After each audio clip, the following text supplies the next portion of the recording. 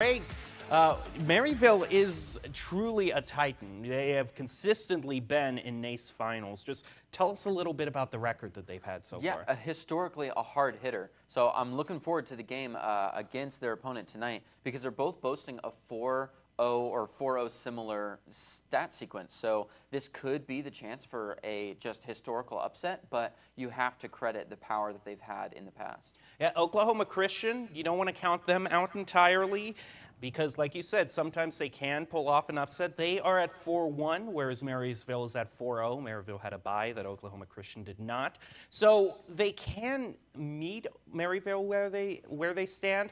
The one thing is, though, is that Maryville has the ace up their sleeve, the Radiant player in their roster, and that isn't necessarily the most common thing to see, just with how hard it can be to climb in Valorant amongst collegiate players. So let's take a closer look at these two teams that we have on deck, see the lineups that they are going to bring, and also tease you the second match. We're going to be going with Maryville versus Oklahoma Christian, and then finishing up with Siena Heights versus Western Kentucky, and that's also a very competitive match you're not going to want to miss in the 6th division.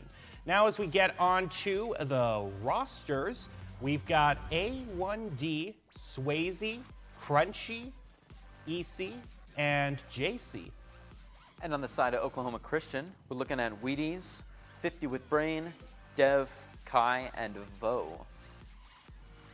I also want to say just Crunchy is a shortened abbreviation of the full gamer tag. The full gamer tag is Crunchy Gooey Duck.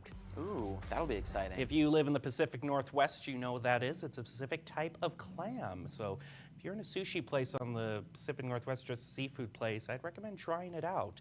Anyway, I always just like tossing in that random trivia aside that you always get from university mascots and gamer tags. But we move on to the first of this best of 3 match. Now, Maryville, just to show how good of a record they've had, they're one of these teams that we talk about a team being undefeated, but we also mean perfectly undefeated, which means they have not dropped a single round in every one of their matches. 2 zeros across the board.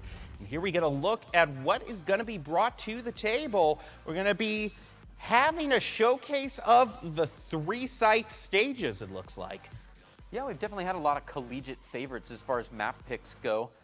Sometimes the bans are neither here nor there, but these picks have been pretty solid. So we're going to see a rerun on Haven, Lotus, and possibly a game of Split if we're to shatter that perfect record that Maryville is holding above Oklahoma Christian's head. And both teams will be alternating in terms of who is attacking first. Oklahoma Christian Eagles will go first on Haven, and then Lotus, the Maryville Saints, will be attacking for that. So should be a little bit interesting because sometimes you see teams that are very, very comfortable on attack or defense, and so we should be seeing a wide range, of what these teams are comfortable with. Like you're not going to say, oh, this team is obviously more comfortable on defense. They were lucky in terms of how the coin flips worked out that they got to choose defense going first all the time. It's going to be alternating. It's true, yeah, it will, which is fun to see because sometimes we have a big slide in one way as people are really anticipating their attacking round to be a lot higher and they'll lose a lot of points on their defending round. And if we don't get that pushback and we end up having the same problem like round 1 and round 2, it feels like a little bit less fair. But this alternating situation is going to be fun to see to give everyone their chance to play on the uphill ground first. So let's talk about the first stage that we have lined up. We're going to be going to Haven. One of the first stages that showed Valorant was willing to do things a little bit differently, introducing the Site C. Overall, Haven has a lot of great options just in terms of long-range and short-range combat. See, I mean, the traditional opping site, but a lot of narrow hallways as well to play around with. Yeah, I think it was kind of the framework and the seed for maps like Fracture, maps like Lotus, obviously, with these tight-knit situations where mobility is just a must-pick and kind of denotes all of the pacing of the rotations. So I'm excited to jump into it. This one is one of the grandfathers of the stages of Valorant. I mean, it's hard to believe that in a game that's only a few years old, we're using terms like grandfather, Yeah. but it definitely feels that way just with how much changes in the game over the course of 2 years. Yeah, I mean, the game is super quickly developing. We've seen all kinds of updates to the maps, and this one in particular has gone over a couple small changes over the course of its lifetime. And it's fun to see the changes of the maps change how people approach them entirely. There has been game-destroying and meta-building and meta-breaking changes to various maps that sometimes are just down to a little box here or there. And sometimes it's just a matter of having a new agent be brought into the mix that can take a job where an agent beforehand kind of had, single reign over. We think of Jet as being the main opper, but then Chamber came into the mix, and he could be the one who has his get out of jail free card in terms of his abilities for using the op. And now your Jet can go and do something else and do Jet things in the front line. Yeah, it's interesting to see the pressure of certain roles alleviate from one role and kind of move over to the other and redistribute as all these players get different nerfs and buffs, or new ones are dropped too. And talking about the players on specific stages, what's your dream loadout? Just you come into a 5-stack of randos that auto queue all of your favorite mix for this site. Haven, what are you looking for? A lot of.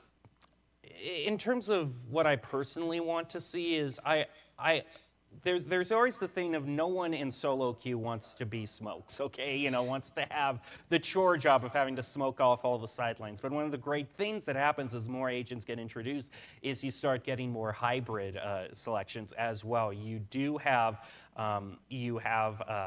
the Viper, who can be is kind of a mix between a controller and Sentinel, can do a little bit of both. Chamber mixes elements of Sentinel and a Duelist because he just has so many gun options that he can bring. So I kind of like seeing those more hybrid choices be brought into the mix because you never quite know what version of the agent they're going to run.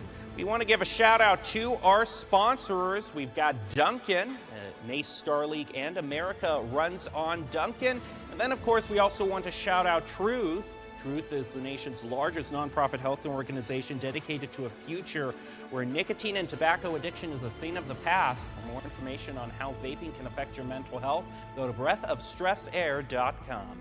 Well, teams are loaded in, the maps are selected, and we are going to be ready very soon to jump in to the first of this best of 3. Now, I gotta say, if I was looking at the two rosters, I would say that in terms of a sweep, I think we're more likely to see it in this particular matchup. The next match between Siena Heights and Western Kentucky is a little bit more even in terms of the rank differential. Oklahoma Christian is really going to have to come out of the gate and impress us with some major plays in the first few rounds. That's true, and you talked about an ace up the sleeve, and maybe some Radiant players are still hanging around in the background because we have some players on Oklahoma Christian that have not yet actually grabbed their rank for this season. So we're not exactly sure where they're sitting. I was talking about Crunchy Gooey Duck in terms of his unique gamer tag, but he is the one Radiant player that I was talking about that Maryville has. So we're going to want to keep an eye on him, see what agent they choose, because if it's something that can pop off and get a whole bunch of ultimates at once, if I see him lock in a Jet or maybe even a Chamber too would be frightening when you just know the rank that can be behind that pick. Yeah, and you talked more about that dynamic character selection and that the different agents can be played kind of as different or hybrid roles, or can even shift during the time of the match. That's one of my favorite things about mirror matchups, is seeing how different teams will play the exact same lineup going into a given site. So I'd love to see a little bit of dynamics in the play style, and maybe those high-level players be put on someone who could be menacing in one area of the game and then totally switch over to be menacing in a different area. We see that Chamber be a great Sentinel that's a pre-round Sentinel and something that you don't want to really be peeking C-long on, but it's also someone that could sneak up behind you and do a great shifty just run-around Sentinel. And players in positions like that are one of my favorites to find in the comp.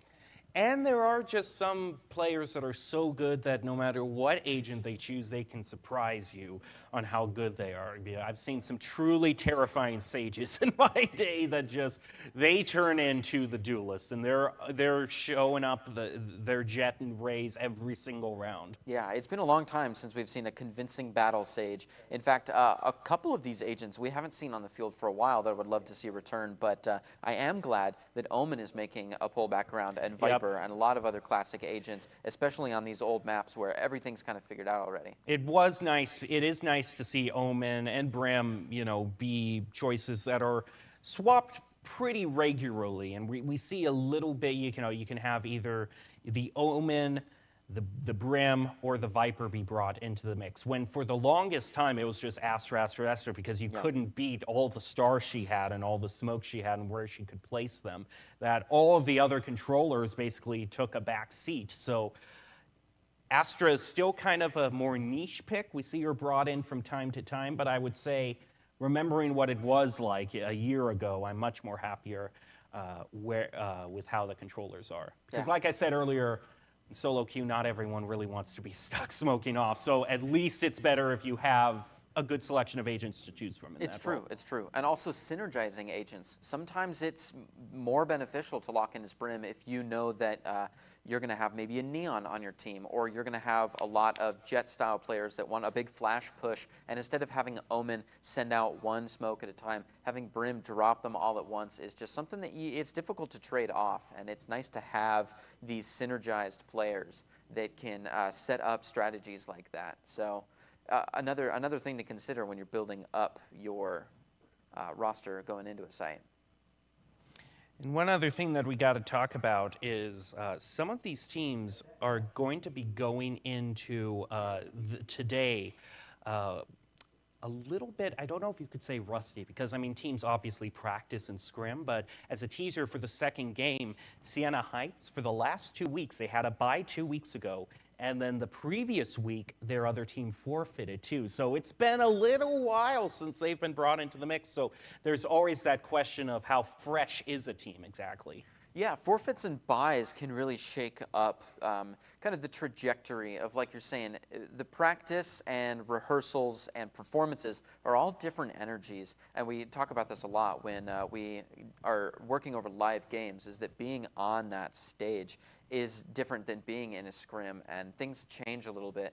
And I don't know if I would say rusty, but you definitely, it's a mental game, Valorant is, and having that flow be off can be a little bit scary every once in a while. So we have gotten an update on the course of action here. Oklahoma Christian had a little bit of an issue with a player in their comp, so they had to forfeit the first game. So we're going to be just going straight on to Lotus. So everything we've said about Haven, forget all about it. We might not even see Haven again today. But let's talk about Lotus, which is another 3-point stage, but a little bit different. I like how Lotus kind of shaped.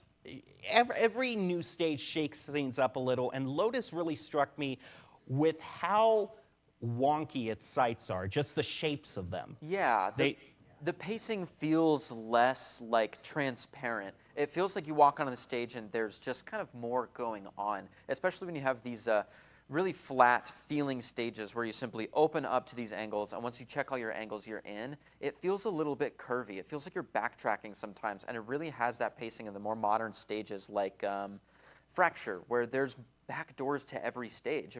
There's not just a front and a back, but instances where you would maybe see a sideways door in like Split as you can come under the tunnels, or maybe Haven has that B box that's really just used to get around to B or to get around to C.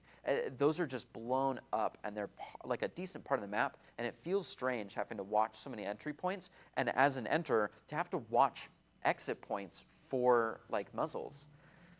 I totally get what you're saying. And Lotus also has the interesting condition of A is probably the most straightforward route. I say straightforward with massive quotations around them because there's a lot on Lotus that isn't straightforward. But it's got the long sideline, just the long route you can go to just get yourself to the site. And we usually see that route instantly gets covered with the Viper wall, gets covered with smokes, because it's just such a no-no to leave that wide open for the other team. but then usually the round plays out to where they don't charge through A. Everyone puts their smokes on A because it's such a big threat, but then usually it's a B or C push. Yeah, I mean, and we see the development of convoluted long sight lines starting in Icebox, where you would peek onto B long, and there was, oh, they could be coming out of this little short runaround area, or there's a cubby right after that, or there's a tanker at the end, or there's a few tanks up to the side. But A on Lotus is just a mess. As soon as you get there, there's a wall, and there could be people off to the nook in the left, or they could be dashing around the right side. There's a spinning door behind that. There's a long hallway, and you just want to cut all that off immediately, because for both teams, it's detrimental. There's just a maze happening on that one site alone. Hard to believe that Icebox isn't in the map pool right now, and it's been I so know. long since we've seen it. Yeah. Despite the shaky start it got off to in the mines, it really has become a favorite of a lot of players. And Yeah. maybe as time goes on, maybe in the spring semester when it will be winter and very thematically appropriate for Icebox to be brought back into the mix. But I don't want to talk too much to the tournament organizers right now. I'm just saying I'd like to see it again. It's Yeah. been a while. We'd like to see Snowball fight too, but that's outside the scope. We need of that an tonight's games. exhibition match in Yep. Snowball Fight. We need that as the holiday special Yeah. for NACE Starleague. As much as everybody loves Team Deathmatch, people love Snowball Fight. But yeah, you're right. Icebox definitely did have a non-favorable start, especially for me, who would seriously consider just Alt F4ing the game when Icebox popped up in the map pool. But it has become a favorite now, and we've got another couple of favorites like Breeze, which have just really shown the shape of the mindset of players over the course of a map's lifetime as it's nerfed and buffed or reshaped and kind of fidgeted all over. So Valorant really is a living game, and it's fun coming back to these matches and seeing everybody's approach to it, because without changes, approaches to games can still totally change. I mean, I remember Stinger meta, I remember the Bucky meta, and right now, every player has their own kind of vote onto which way they want to bend the meta next. I remember when it was for a very short time when they buffed the Ares above the Spectre, and we had the Ares meta for a Yes. little while. Yeah, and I love seeing those guns pulled anyways. It's honestly a little bit less exciting to see everybody go with the very typical grab a ghost, and if you win, get a Spectre, and if you lose, then go classic. It's fun to see Yeah. those second round gun pulls that have like some marshals creeping up to foreshadow a little bit of like op play, and have those Ares popping out to really double down on like wall bangable spots and harder sentinels or faster initiators that are ready to just prop up and zone control. And we see some teams really move towards that, and it's fun to see those because you don't really know what corner you might turn around that could have a shorty on the other end of it. And it's another testament to how Valorant's kind of become its own thing, because in the other tactical shooter, Counter-Strike, which you should tune into on Friday for NACE Starleague's coverage of that, CS2, but for the longest time, everything had been so established in how the meta goes and how you play. You have every other gun that's just you just pass over them because everyone's waiting to get to their ARs. Yeah. And Valorant changes that up, where they balance their guns. They have metas where some of the lesser guns are buffed up a little bit so that it can change how things are. And I like that you mentioned the Marshal, because I think it's easy to forget because we see so much of the stage. From round 3 onwards, we're dealing with rifles and full shields if a team is out of full buy.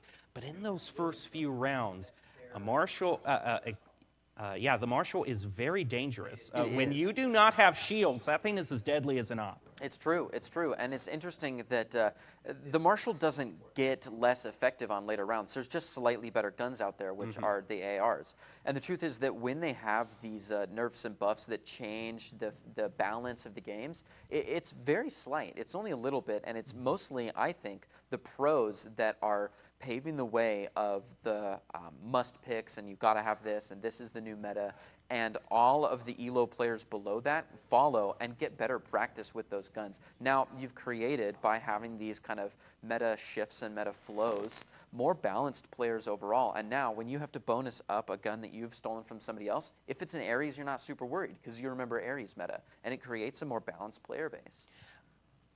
You brought up an interesting point. We're talking about must picks, and this agent is a must pick. If there ever was an agent that you could bring out and say this agent throughout most of the meta has cemented themselves as a must pick, who would you nominate in that I think regard? really has cemented themselves as a must pick?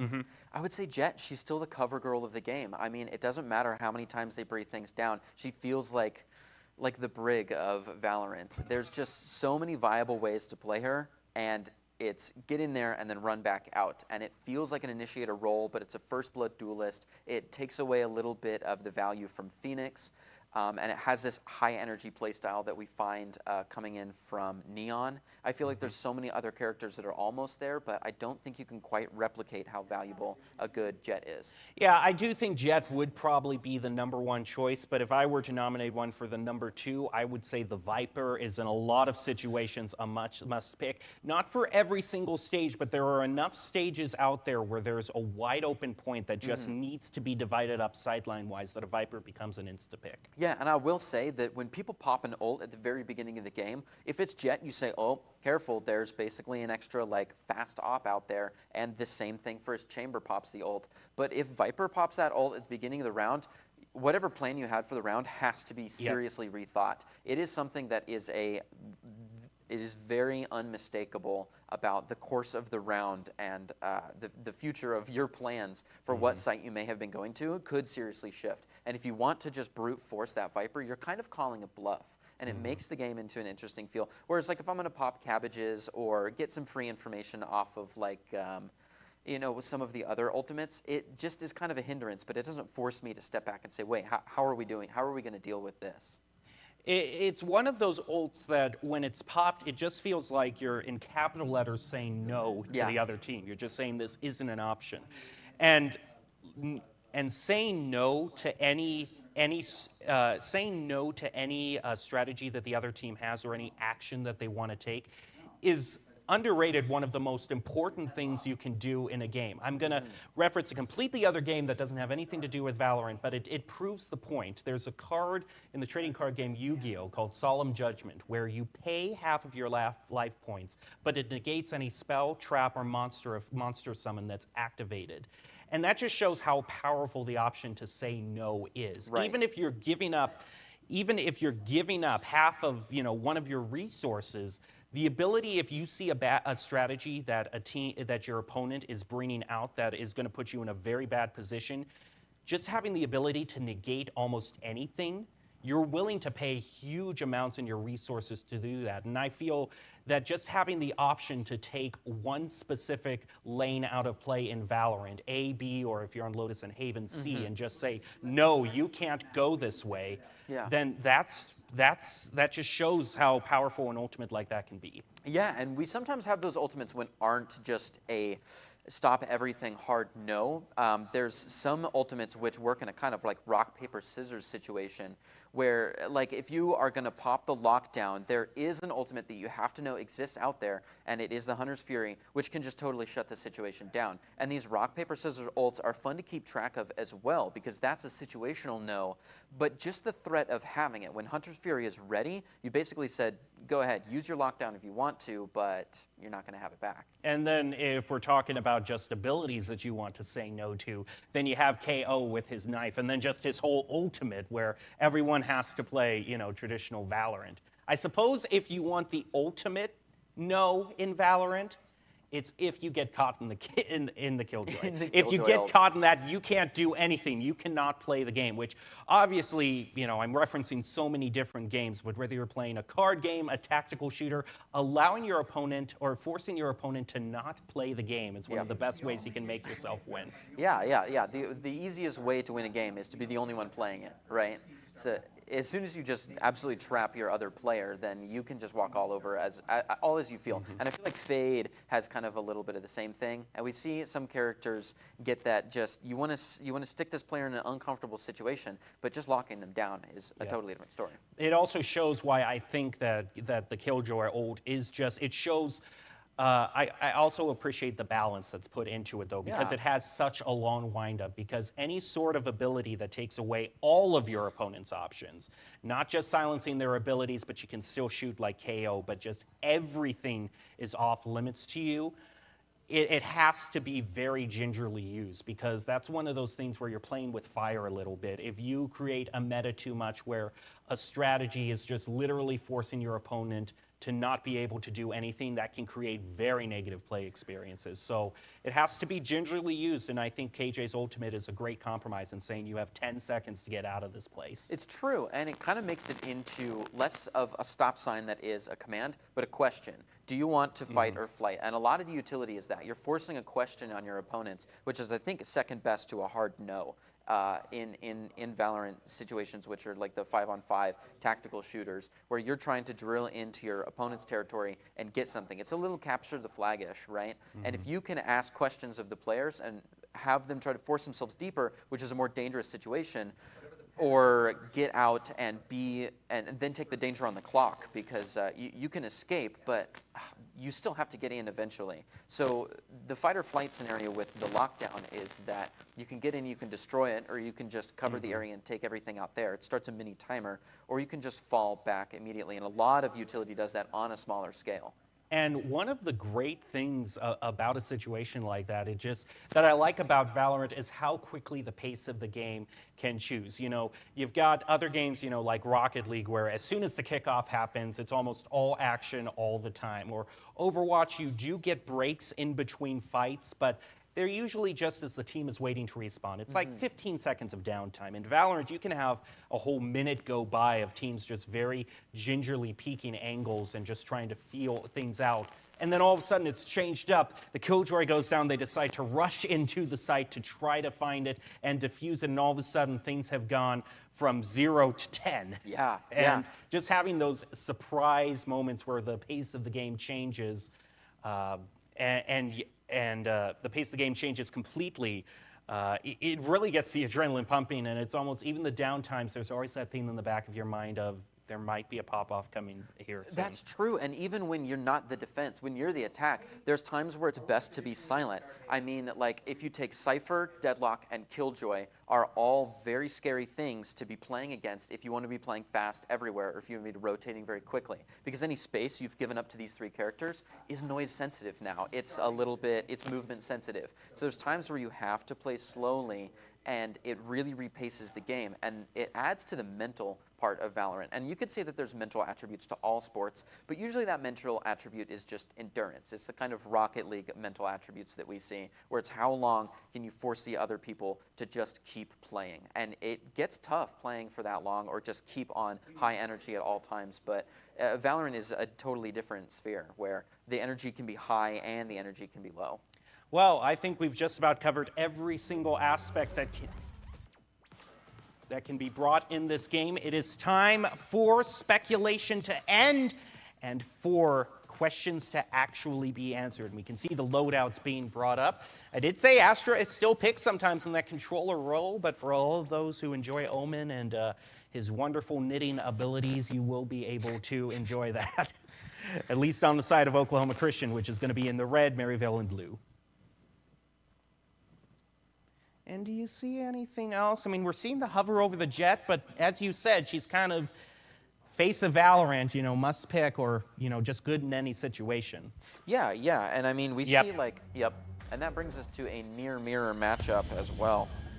Well, thank you so much to all of you out there watching for your patience. We're ready to get started with our first match of Maryville versus Oklahoma Christian Saints versus the Eagles, the undefeated team versus a team that is still very high up in the brackets but wants to pull off an upset. Yeah, excellent rank within the division. 4-1 is nothing to laugh at, and we could say that if Maryville had an extra game, it may be a loss. It's just the percentages are crazy to see a 4-1 go against a 4-0, which has a history of being a giant. It feels like that 4 isn't enough. Now, we do have 2 3-point sites, or three site. I'm creating a mental tongue twister in my head when I really don't need to. 3 site maps that we've been talking about and kind of comparing the difference to in Haven and Lotus. But the one thing about Haven is that B is even more of an outside pick.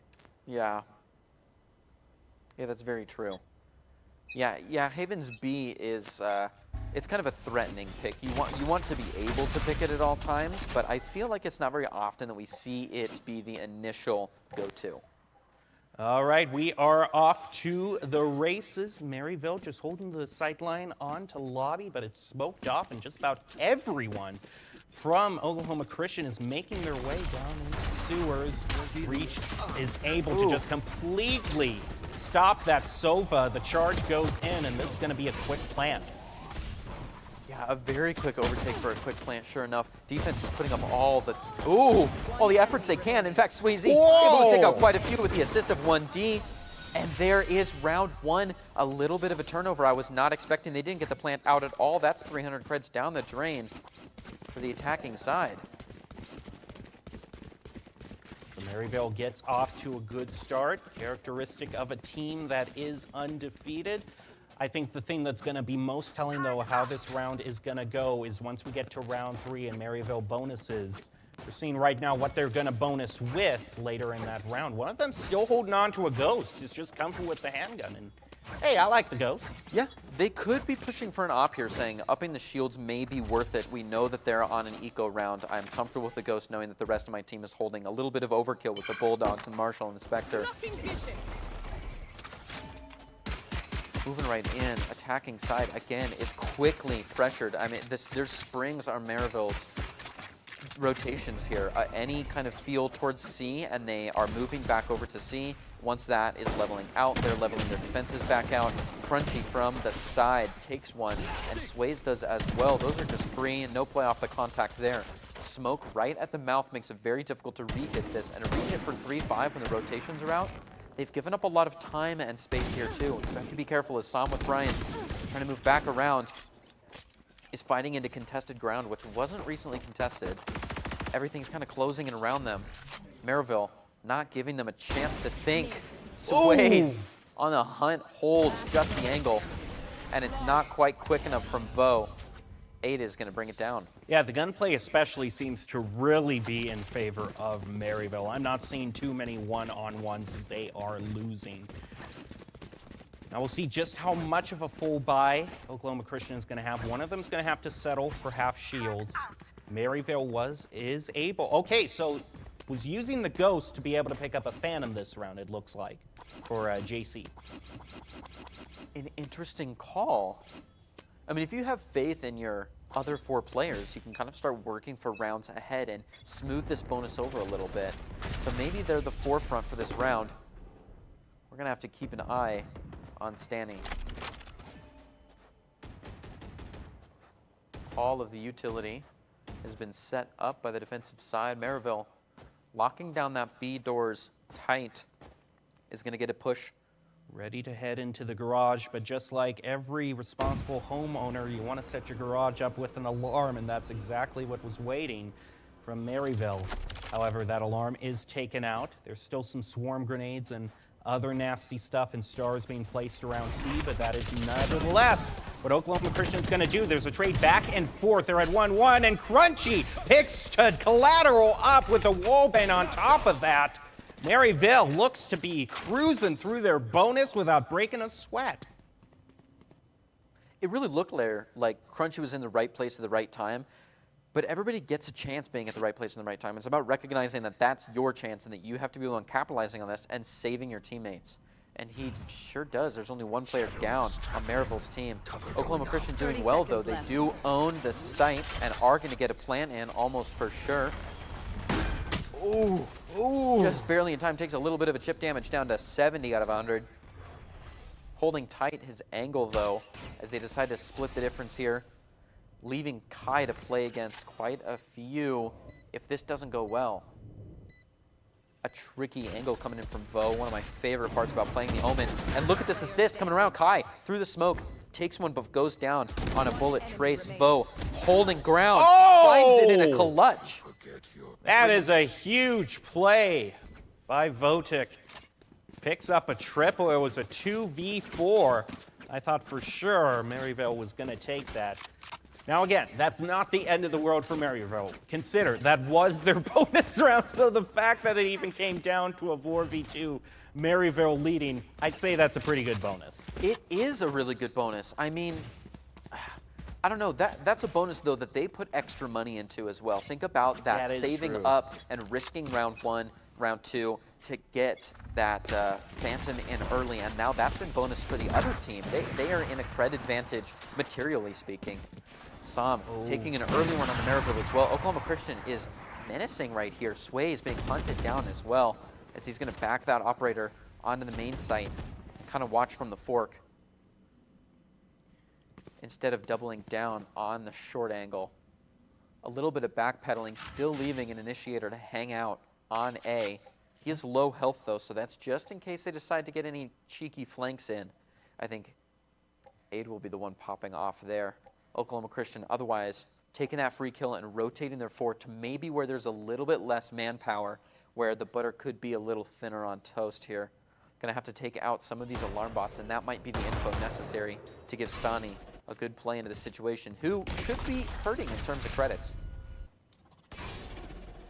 Sure enough, holding just that Spectre, they're going to want to stave off this fight, but the train keeps rolling. They put C on high alerts and then rotate around. Don't ego peek this, don't you? Oh, is Jiggle peeking it and misses and baits out a shot. That's good enough to get the info. Yeah, and it's good enough that Sways now has to move. And immediately they rotate back over to A, looking to pressure, but A1D is, Aid is just, and Swayze are coming to Maryville salvation. 10 seconds So Oklahoma left. Christian, this Sova that's been in that same corner the entire time is going to end the round where he's always been waiting. He was waiting for that judge, and I don't think that's going to come to you. So Unfortunate for him, yeah, Maryville is not going to play greedy. They have a lot at stake here that they would not want to lose to a judge in the corner. A shame for Oklahoma Christian's player, though.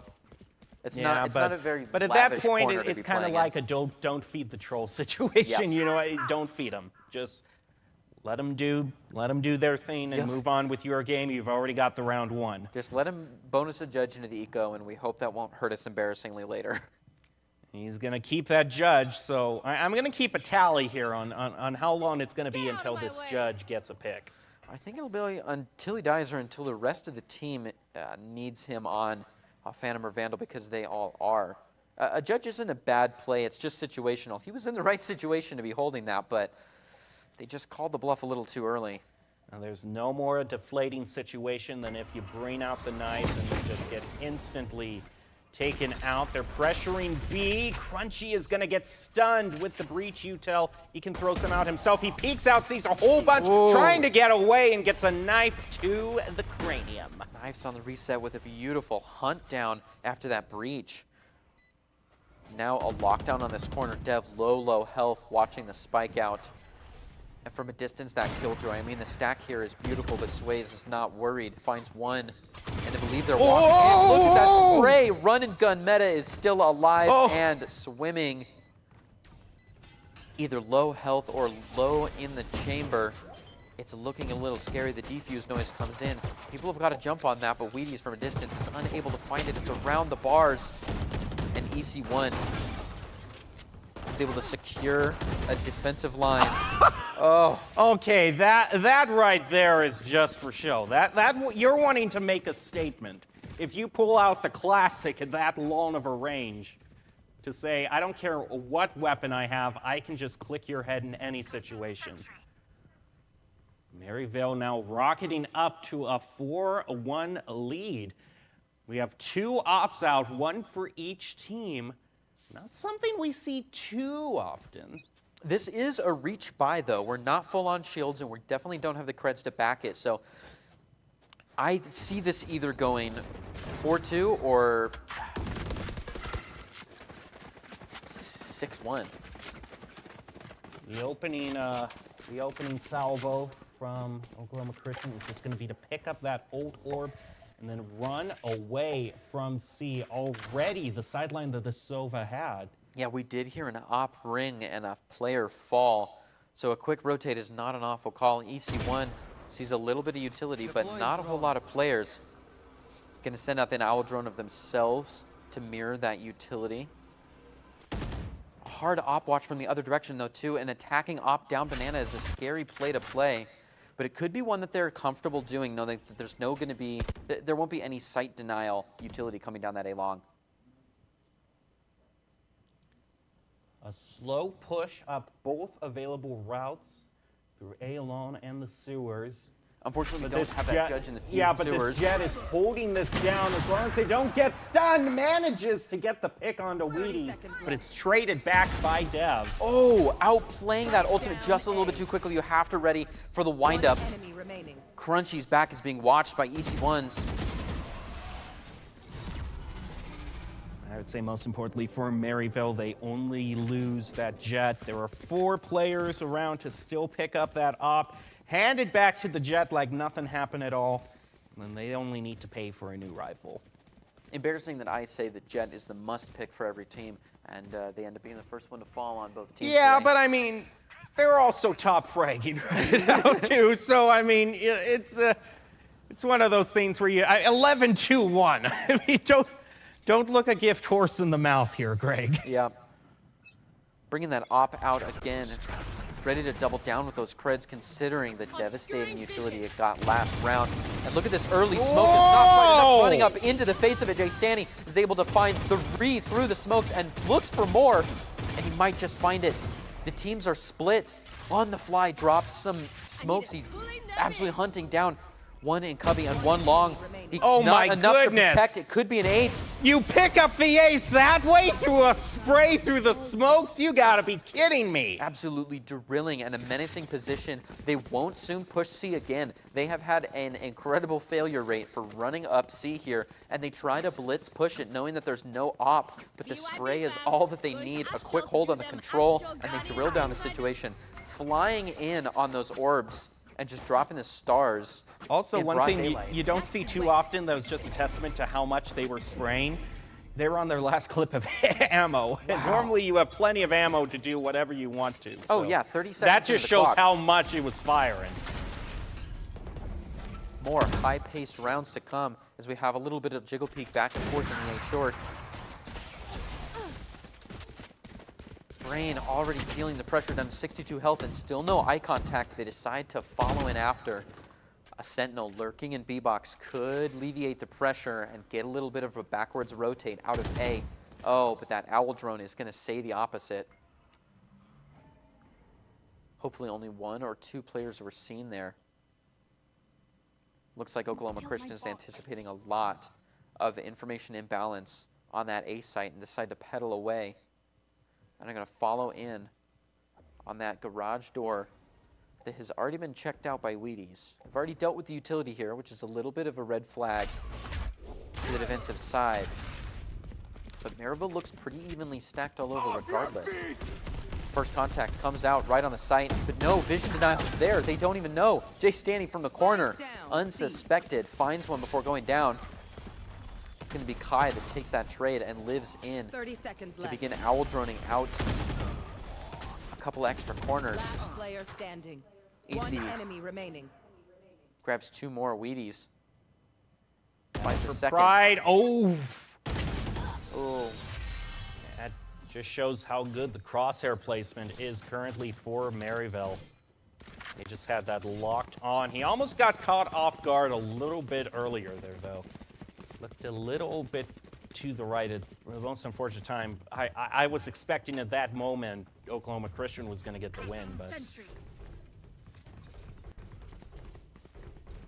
Maryville certainly had other plans. And I think we're going back to judge dreams here for Oklahoma Christian. We're trying to make something happen because they certainly don't have enough to get rifles this round. they do have some hopes and dreams of long-range shots, and we're going to see 2 Guardians come out. That Guardian sound, so recognizable. Second to the op, I think. You should run. Okay, Killjoy is going to be thrown down by Oklahoma Christian, but it's not Sway. I mean, he's still out of range, so he can hold down Alon with this op just the same. Yeah, it's an interesting corner grab, which makes you feel like they'd be taking B. What a shot. EC's holding down. He's going to blunt the paranoia, but he's not worried. Jumps back out, not sure what angle they're going to come for, and they decide to re-hit it, and a judge down to A long This is so not scary. a position you want to have the judge in. There it is. They decide to take a swap. Jet holding that long sight line, and the judge going down for a shadow step. Oh, but they're getting pinched in by JC. They're not, it wasn't even looking back. Oh, and unfortunately, they grab the one with the judge as they approach the box, and the pinch is serious. Pinching on the Guardian is not something that you want. They had the utility, but man, I mean, even this feels a little bit pinchish. They ran in and they tried to get back out, and someone's already watching that line. You're stuck in a place you don't need to be. Just creating uncomfortable gameplay for your opponents is what it's all about sometimes. But Maryville knows, never take a fair fight. And hey, I think looking down long with a shotgun versus an op is probably the most unfair fight you could think of. Op keeps raining out throughout the battlefield. A lot of smokes placed down on B. But Maryville is wise to that strategy. It's probably just a fake out. They're going to be rotating over toward Garage. Alarm bot goes off, however.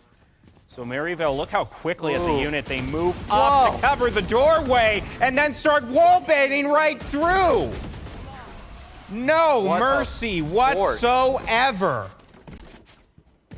A stone wall. It's just the game sense recognition and rotation speed that we find coming out of Maryville is just unmatched. I don't think I've seen this season. It's instant right there. The alarm bot goes off and it's not even a second and they're all moving. Yeah, then there's 3 of them on the site ready to drill this wall like they're all holding the Odins. Incredible that they have this fluidity. They're ready to rotate and then re-rotate and backtrack. It's hard. Oklahoma Christian keeps trying to play on that weakness that most teams have, where the IGL is maybe not as a commanding of a role which can call rotates and disrotates, or maybe there is no IGL and everybody's just on the same page. Hunter's Fury to start off the round, or at least we did hear. Yeah, we did hear that being popped. Knives is next from Maryville. Swayze had some trouble peeking out through sewers and is getting focused down with that Hunter's Fury, but is continuing moving up, has made it all the way to lobby and takes out Vodic. Sova could be next on the list. And it's a trade back and forth. Maryville still leads 3-2. Yeah, that was a perfect 50-50 trade. That's just as satisfying. That's the way computers would play it. Where is this Killjoy? This is positioned way out in no man's land. Yeah, but it might just be the position they need to be. Oh no, Crunchy. With all of the advantage, finds it, grabs just the right time. I thought for sure they were going to get the loop on Crunchy and then hunt down Aid. Kai now knows where 2 of these 3 players are ready to hunt out.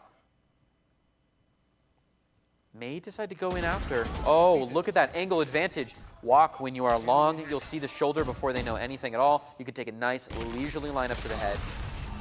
Unfortunately, it's not everything you need, and a play through the wall gives Jay Stanley the last kill on Kai to bring MU to point 10. Could be ending this 11-1. We might not even get past the pistol rounds in the second half. Maryville is sweeping it so much. It sure won't be a full buy for Oklahoma Christian.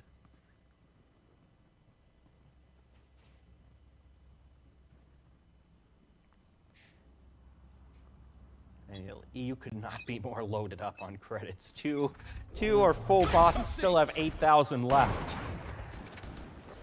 8,000 credits sounds really good right now. Get out of my way. A threatening knife pop. Jiggle peek on C long. Didn't see anything and didn't like it. The rotate's coming out. More of that menacing play by Wheaties, just kind of hanging around, being right where you don't expect them to be or don't want them to be. Ready to keep things alive. Makes a great catalyst for people to follow in after that. Defender Killjoy does deter a high-paced push. Wheaties decides to take fight instead of flight and falls because of it. Cover going out. Still in sight. Teleport over the Sova, trying to back him up, but the one-on-one still works out for Maryville, and they finish the half 11-1. Unbelievable.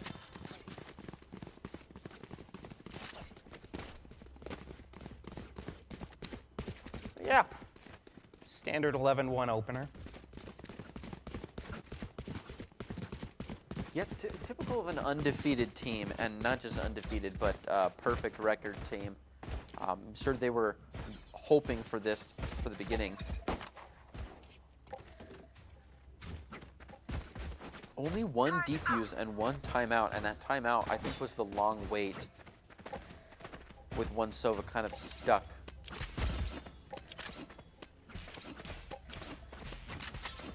But otherwise, it's been just getting onto the site that's been a problem. We've seen some really good efforts from Oklahoma Christian once they can get past this initial defense. Going out. No charges. And I'd like to think that means that they play excellently as a defensive team.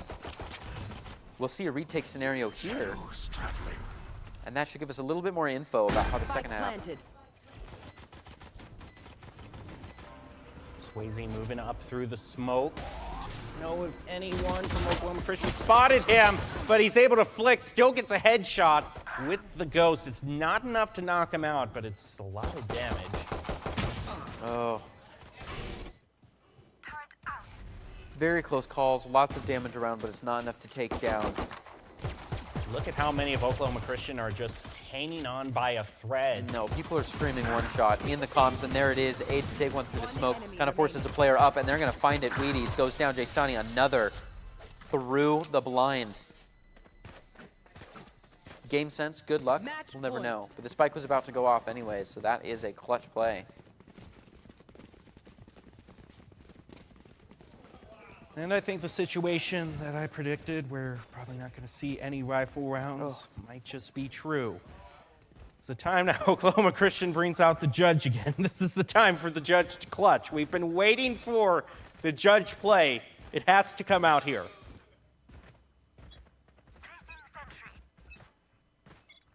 I love these second round picks. Again, we see a player on Maryville's side opting not to go with a full rifle yet.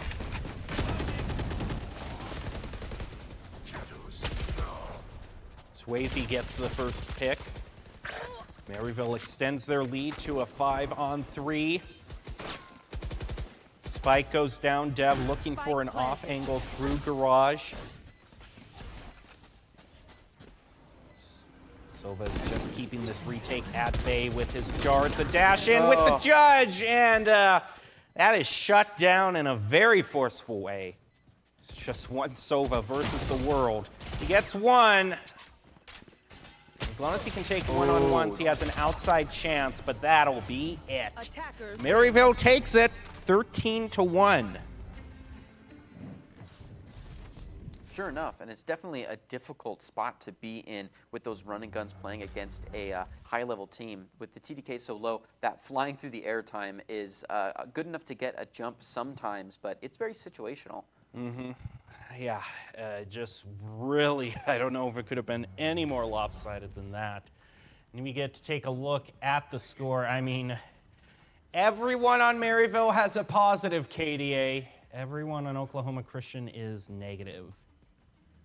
That is the And way you- that you it is. cannot get more lopsided than that. Swayze, though, the main one, had 7 first bloods throughout the game, so was constantly the one deciding how the game goes. And that's how that plays into what you were saying a little bit earlier with the never take a fair fight, because immediately if you can just make it so every round you're fighting one person up 5v4.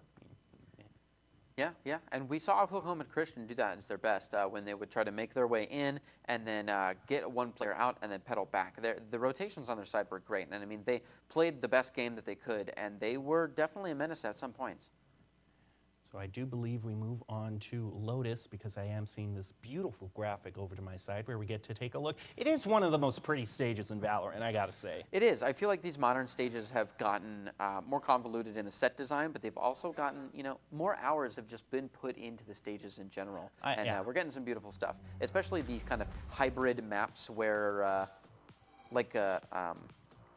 for example, in particular, Fracture, where there's 2 different kind of scenescapes. Like designing one map package wasn't enough. They wanted to make it twice. That makes me think. I'm trying to think. We don't really have a stage yet that is set And I'm just trying to go back through all of the stages so that there isn't one in the corner of my mind, and then I say, and then chat spams, he forgot that one stage. But not seeing too many stages, I think, that have like a forest theme, like a coniferous or deciduous forest, like a North American style forest. Yeah, there's still definitely a lot out there for them, and I love how they're picking agents from all over the world as well. So I'm sure that we will see, you know, a good flavor of everything as far as maps go, because there's plenty of seasons left. Mm-hmm. And a Savannah map would actually kind of be pretty good. Yeah, I mean, when you really start thinking of everything that is available, man, there's some fun options. Yeah. There's a lot out there.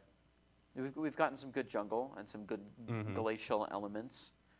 Well, speaking of jungle, it looks like we're ready to load in to a Lotus and see what these teams are going to be bringing to the fight with the agent selection. KJ just immediately locked in by Aid. Maybe a mirror on the KJ. We do have an Omen brought onto deck. And we're going to see that Astra again, which has been a fun little shakeup of sorts. Raze is always exciting, but also sometimes disappointing. It's one of those situational ultimates which are boom or bust at times. Literally boom or bust. Yes. I love seeing the Sky pick. It's always good to have a little bit of healing on your team.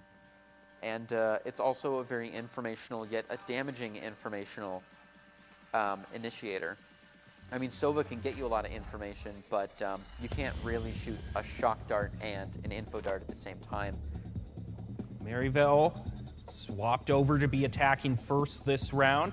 So Oklahoma Christian has gone with a double initiator comp, which is in comparison to Maryville's kind of the more conventional two controller comp that we're seeing right now.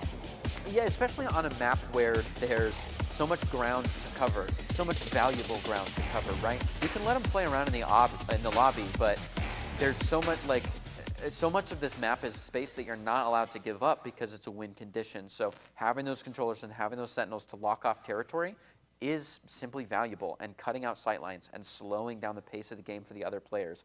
Instead, it feels like there's a defensive mindset coming from Maryville, even though they're starting on attack, and there is an attacking mindset coming from Oklahoma Christian, even though they're beginning on defense. So I feel like if they can get through this first, half, through this first cycle, we should see totally different styles of play coming into the second half.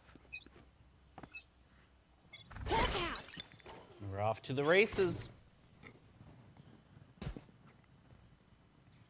I'm setting up so much of how much is spent on A, but it is an early round. No one has their full util set up yet. Forgotten it in to get a ghost instead. The charge goes in towards C. Past the Viper wall, paint shells and Boombot trading one apiece. Around into the corner, Som picks up one. Votek is next, traded back by Aid. But that one last pick by Votek swings it heavily in Oklahoma Christian's favor.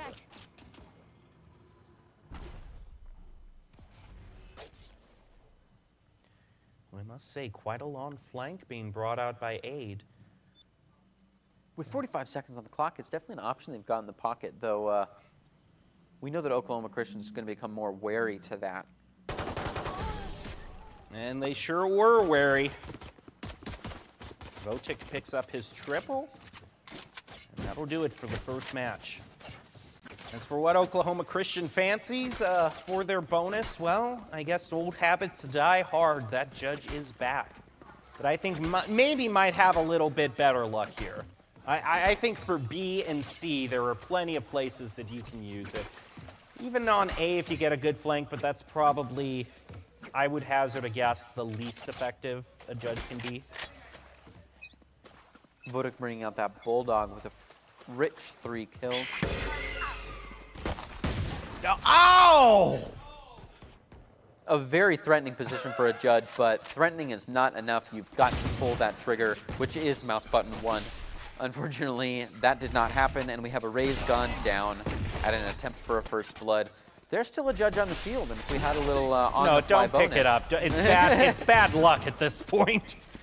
Crunchy gets a pick. Maryville is in a huge lead, 5-2. Moving as a unit, slowly rotating over towards C to Mound, where Votic is waiting. Talk about moving as a unit when you have 2 players facing forward and 1 facing backwards. Just so good to see, so good to see. Moving through contested ground quickly but efficiently. Speaking of which, Votic manning the hill well, finds one. It's tough. Everyone can see her head, but you're only allowed to look in one direction at a time, so he does go down. It's a thrifty take. Ooh, and now that's good. Barely a good plant for those bonus creds, just right on the top. A little bit of extra allowance for Maryville U. Yeah, I'm developing a superstition for this round. We're not seeing a 9-3 curse. We're seeing the Judge curse today. Whatever factory in the Valorant universe is responsible for making shotguns, sell all of the stock, empty all of the warehouses. It is just not working for today. Oklahoma Christian going to be holding out this round 3 with a lot of sheriffs. Confident apparently in their one-tap capabilities. Wow, Swayze trying to pull dangerously around with that Bulldog. It's not quite going to grab. Sam going to be the one looking to nab a grab. Dev does take a pick or 2, and Kai follows suit. Wheaty's the same, and it's a thrifty for Oklahoma Christian. So it's the standard 2-1 opening, but not in the way you would have expected it. It's true. But I suppose now there's time for people to buy their rifles. If they'd like to. It's not a perfect full buy for each team, although Oklahoma Christian could afford it. They have enough, but do. it might be they're on defense, so This is an intentional call. yeah. And we know that they're not just building creds for the next round, because there is a player that opted to go low creds and get a good gun this round. They could be really reaching for that op. You could argue that the generation, the missing link between the Marshal and the op is the Guardian, though. It's a hard argument to argue. But that better be a darn good opper because they don't have a chamber or jet who can just get out of there should it miss. Good checks by Crunchy. Grabbing a couple of these stars to replace them accordingly is a hard place onto C, and that's all the info we need as defense comes rolling around. Brain gonna be the first check at it. Doesn't find either. Swayze finds him. And Jay Stanny shuts down Wheaties. Combats as long as they can. It's a 2-1 trade there, leaving just Dev. Last to the show. Can they find a 3-1 reverse sweep? Attacking on defensive side. It's an initiator. Full health, full shield, good gun. The cards are all in their favor. It's going to start with Dry Peaks. Grabs one, info's out. Finds the second on a 1v1. Wow. Uses that util. A little bit of a flash. It's not enough. Jay Stanny takes it. Maryville just gets the victory, but oh man, that was a lot. Sure as usual, yeah, 2-2 doesn't tell the Considering, story. as you said, that was a dry peak. That almost turned out disastrous for Maryville. Especially I don't think this angle was being watched here. Once he peeks out through the smoke, yeah, Crunchy doesn't have the set. Reacts very quickly The to flick it. was there. It's tough because when you there's no good way to assign 3 people a square. They all have to kind of stand in the corner, and you're always going to have one missing. So it is unfortunate that he's got to monitor such a wide angle. But you can't discredit the player. That's not luck. They did take 2 out of 3. I've got your trail. Seekers are going to be brought out by Maryville. And it's a charge right towards C, and they've completely abandoned it, Oklahoma Christian. Their breach is repositioning, but this Raze is going to need him as soon as this smoke drops. The bot focuses down onto Kai. Swing around the corner. He's going to get it. The Raze is hurting on health, and it's blinded. But teammates are there to make sure it's a 1-1 trade. And that wall drop, what a devastating place to put it. You can just face that wall. That entry point becomes so much more dull. And Brain in a little bit of a pinch. Difficult to come rolling in. The clock was low. Is going to get caught on a 50-50. That's a tough one there. I thought for sure they had it because they held it in the smoke. They really stonewalled it. They stayed strong and they didn't back down. They come around and they get flashed. Taking an ill contact and deciding to backpedal a little bit to use some utility is always a nice call. I don't think we've seen any devastating raids nades yet. Not too much. They can always be one of those outside factors that can sometimes swing around.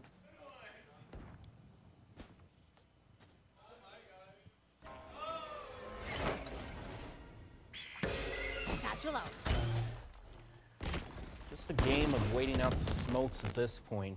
Wheaties moves through it to take a more forward position, but could face a triple peek. Yeah, it's not going to be worth it to move that far up.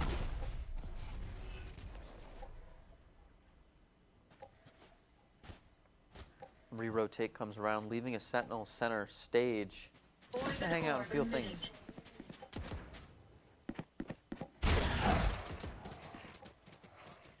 Dog goes out on towards A. And Viper Wall is going to go down. She has to recharge. The flick doesn't quite win against the jump peak. 30 seconds left. Oh! Last second. Could have played through that wall, but when there was no more wall, utility is not the answer. Aid looking to lock things down as ECS gets the plant up. Planted. Votek can't find that flick again. Oklahoma Christian dropping slowly but surely as Crunchy finds another 2 left to stave off the forces of any post-round hunt downs. Merville U holding their positions. And look at this beautiful crossfire.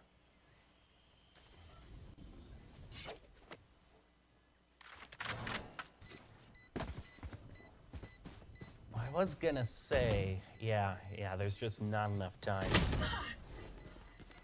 to get where they need to go. Yeah, that's gonna be it. Roman Christian, the best they can do is hope for a few exit frags. They pick up one against Maryville, but it's traded back.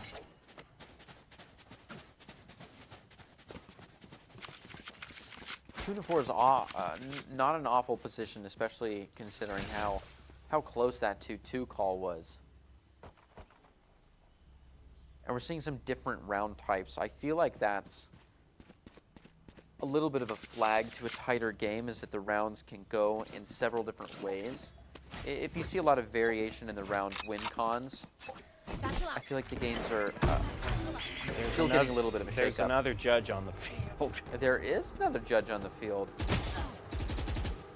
Ooh, very, very low health. He is definitely one. That contact was enough of a scare, lining up through the vision denial.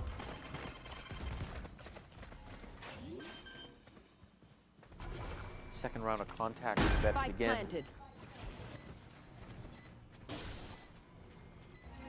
And This is an odd place to be holding the judge on A long. yeah. It's a bold move, Cotton. Let's see if it works. Oh, and the acid bite pushes him into even more uncomfortable position. Brian flashed as well, wants to play off that contact, goes live to 2 players. Oh, good reaction by his teammates, but it's not enough. A lot dropping. Votek on the hunt, could find one, and he's quick with that second shot. A quick refuel on the guns, and look at that the aid. swarm grenade.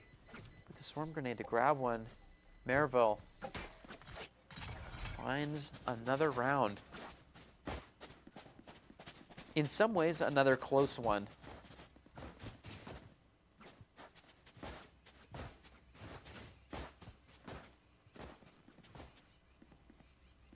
One thing I'm noticing is we aren't seeing too many full saves. These teams, it seems they want to try to spend as much as they have every single time.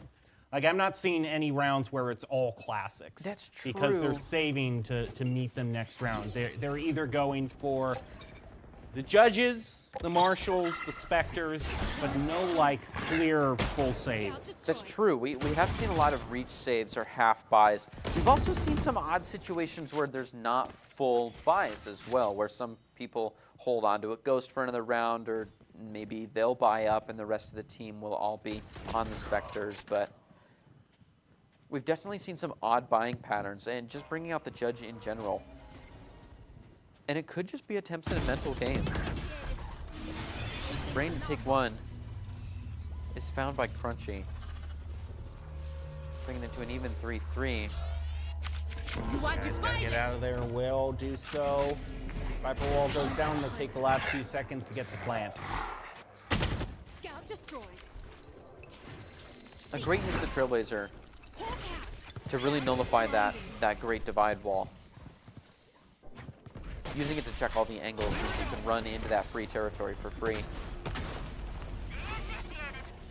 30 seconds left.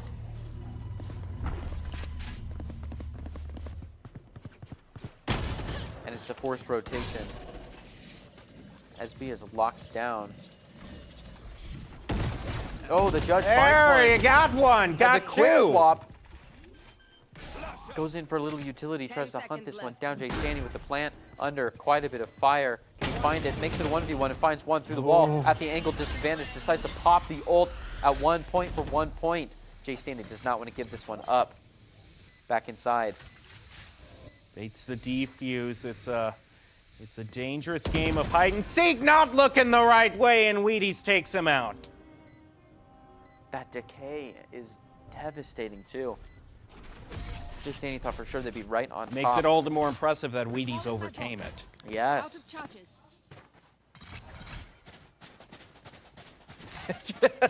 Interesting how That's, much. Yeah. It's kind of funny. You toss the gun to your teammate, and they fall just at the moment you're tossing it. Yeah. So it just hits the ground with a thud. Just traumatic. I managed to pull back out the judge. Was caught with his knife there. That's It's a little scary, yeah. Just. Ooh. A beautiful flick through the smoke. Interesting to see that commit of the Viper's ultimate out of 1v1.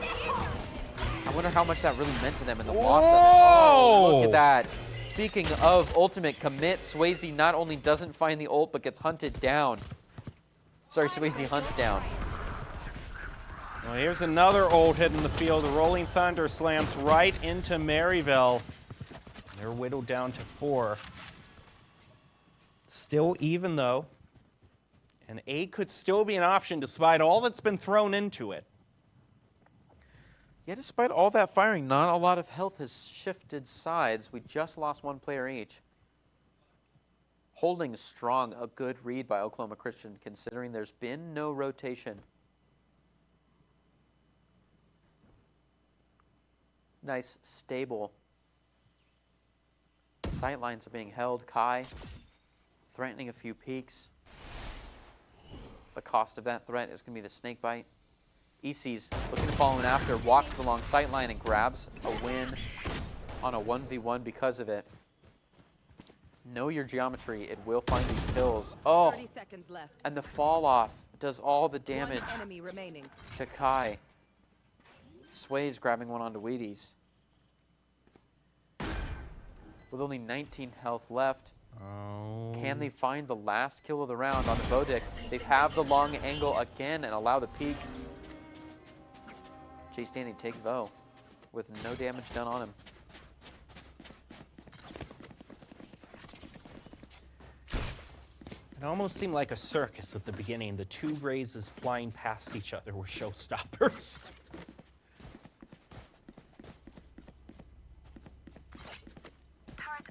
And then for the round to just kind of peter out at the end just with steady picks 1 by 1. Like I said, never know how a round is going to turn out. Sometimes it can start slow and then finish quick, and then this time it was just the opposite.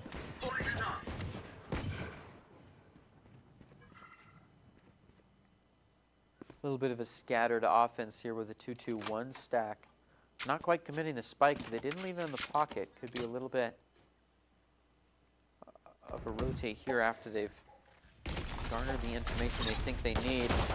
The first couple pixels of the hat, that 2 attack is not going to work as Aid is able to isolate a 1v1, take it, and backpedal, setting up some utility to cover his tracks. Just good practice. Crunchy does a little of the same to find one, bringing it to 3v5. Maryville feeling strong.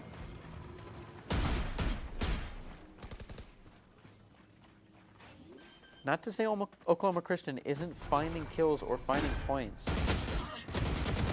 Kai looking to make it so, but JC Stanley holds on. Wheaties a whiff or two, but it is threatening, and that Ion Sheriff sounds scare off the point. They decide not to double down and just want to hold out for the round. That spike has to go off. They're going to be holding the chase angles. Crunchy looking to make their way out to avoid any spike damage. It's going to have to deal with whatever player's behind this turret. One enemy remaining. Swing out around from Som. He just can't face a 2v1.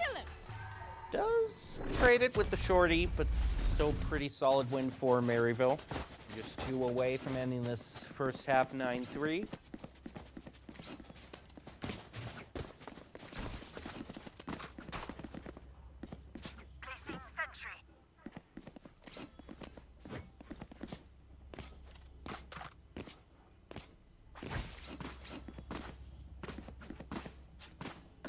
Offense And holding on to a long A.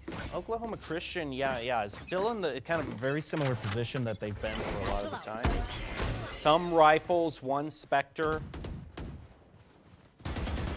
Looking to race around and mitigate a few sight lines here. Maybe consider rotating through these double doors, though it could be anticipated pretty tightly. Playing ring around the rosy with this, just to check the situation. Oh, and the beautiful timing on that. You can't walk through the door, because as soon as it's open, that's off. Trailblazers are going to check out all of 3. Go live to one player. Facing in after. Can they find it? They do. Swayze and ECs each get their 1 for the round. ECs finds a second and goes down to Brain. Down A. Bringing it to 2-4. Favor on the side of Maryville. Spike planted. He could have a nice swing out around this corner. There's no one watching him.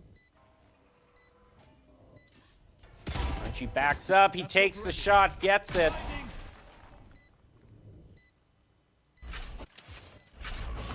Last player standing. Builds up more. While we're waiting, his teammate gets taken out. Guy has to move out toward the spike and gets taken Last out round by before the Swayze switch. in fast order.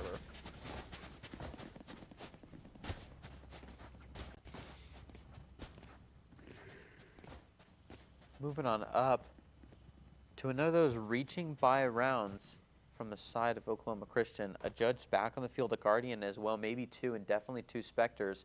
Peppered shields and low on the credits.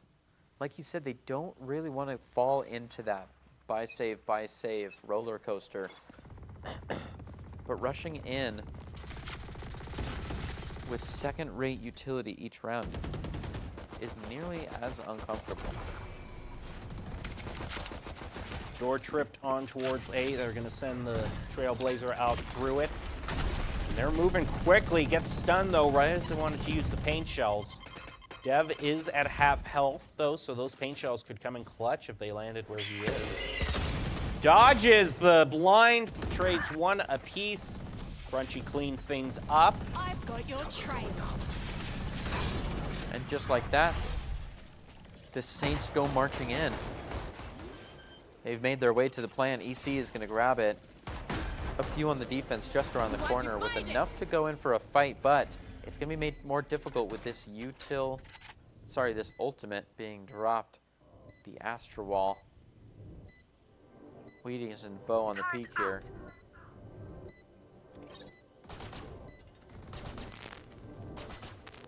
And the same angle we've seen fall before for Oklahoma Christian. Ooh, nice pickup by Wheaties. Doesn't have the time to play with, however. Baits the defuse. His teammate goes in. He tries to body block, but Crunchy gets all 3 of them. And Maryville ends the half, leading 9-3. Switching sides.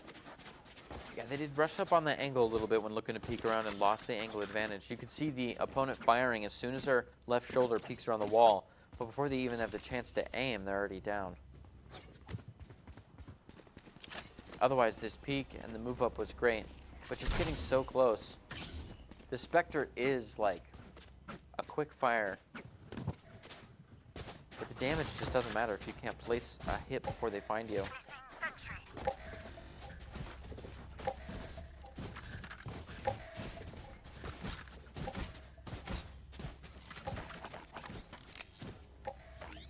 Maryville back where they started at the beginning of this match on defense.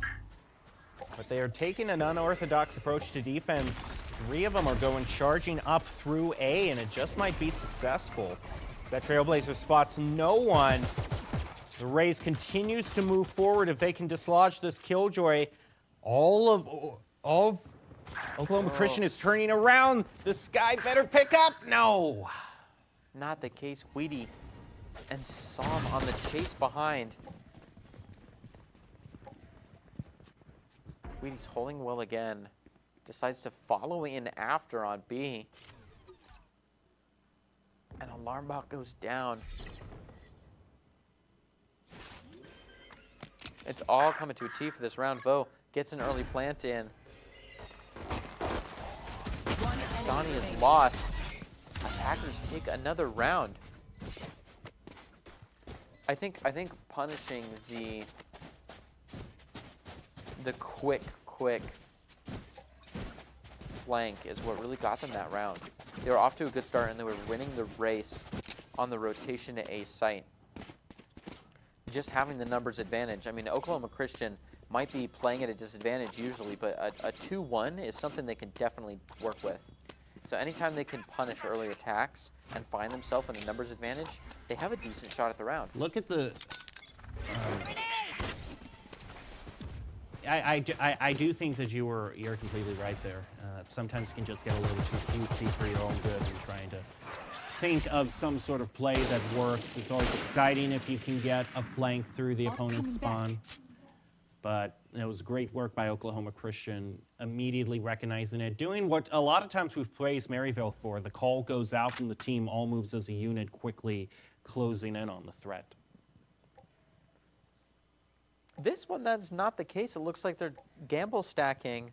They're doing it. Oh. 4 with 1 forcing B mid, watching backwards. An interesting position play here. Ball's going to go up, however. That gamble stack, after a Skybird finds nothing,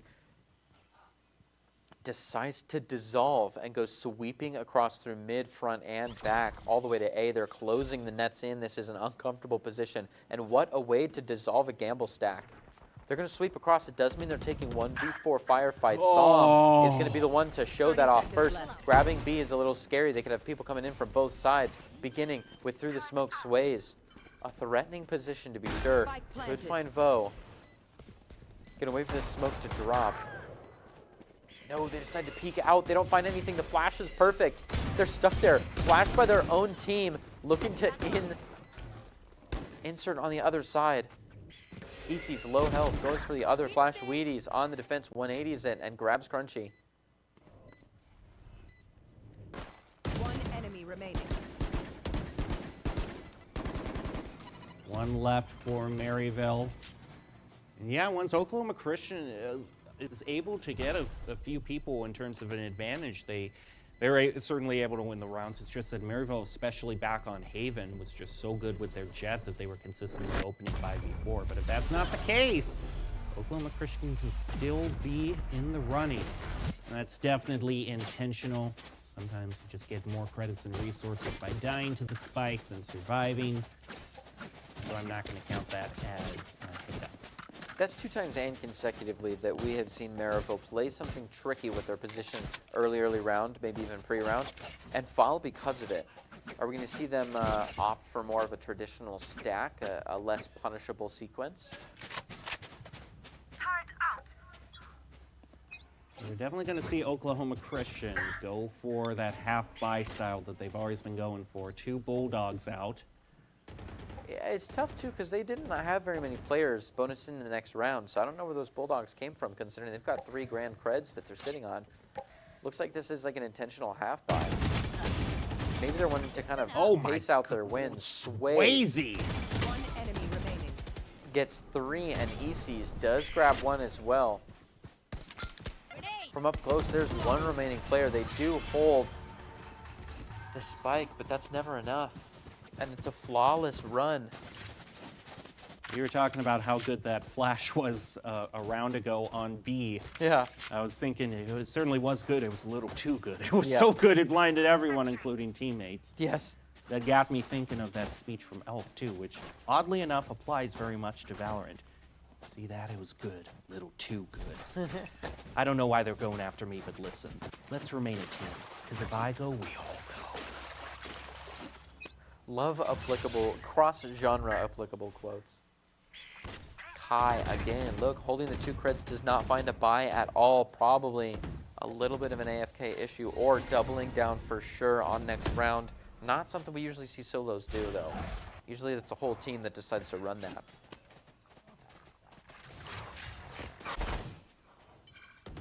OC looking to make their way downtown. C is under look at this serious paint protection. shells. That was a nice angle they had on it. Didn't take too much damage out of Oklahoma Christian, however. Oh, come around, be proper. Wheaties with a great watch. Finds one, preps for one from above, and it's not there. Has to recheck, and EC's ready for the firefight. Finds it. Brain finally gets any utility at all out of that showstopper. Last player Spike standing. planted, but their Sky is on a tear right now. It's almost basically at full health, but JC's gonna come in, do the cleanup work. They'll pick up some guns, and then decide who gets the defuse. It'll go over to the Sky. I can see why, because those Seekers are now fully charged up. Don't even start that shit here, mate. Little skin switch. You gotta go with what you're most comfortable with. That's true. Again, there are players that'll swear by the prime. That the prime weapons are just prime rifles are just better.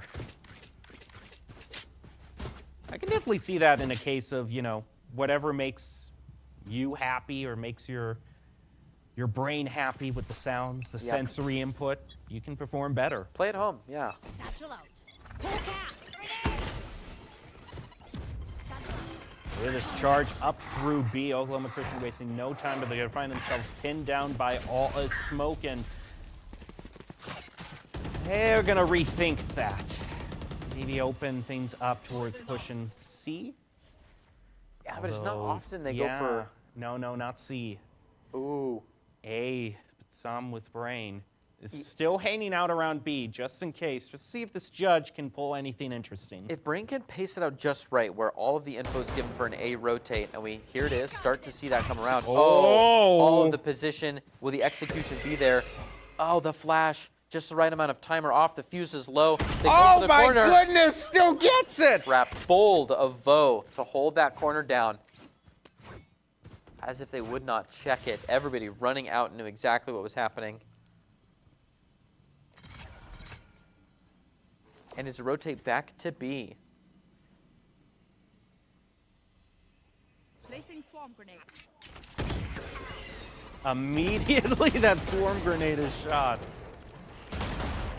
Yeah, good tell that that's being pretty heavily guarded. Sure enough, Jay Stanley and Swayze are going to find a few. Holding tight, Dev fights back, grabs one, but low health. Only a third is going to stave off utility after utility. All the 180 necessary, grabs one, a second. Oh, so close to getting that third one that would lead to a 1v1 with the Guardian. 2 headshots in a row and a pierced ear. Not bad. Not bad. Point.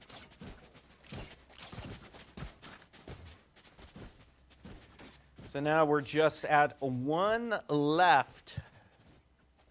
1 round until Maryville takes this. Another 2-0 sweep for their season. And another Odin brought out. It seems that they bring out a celebratory Odin at the end of when they're at match point.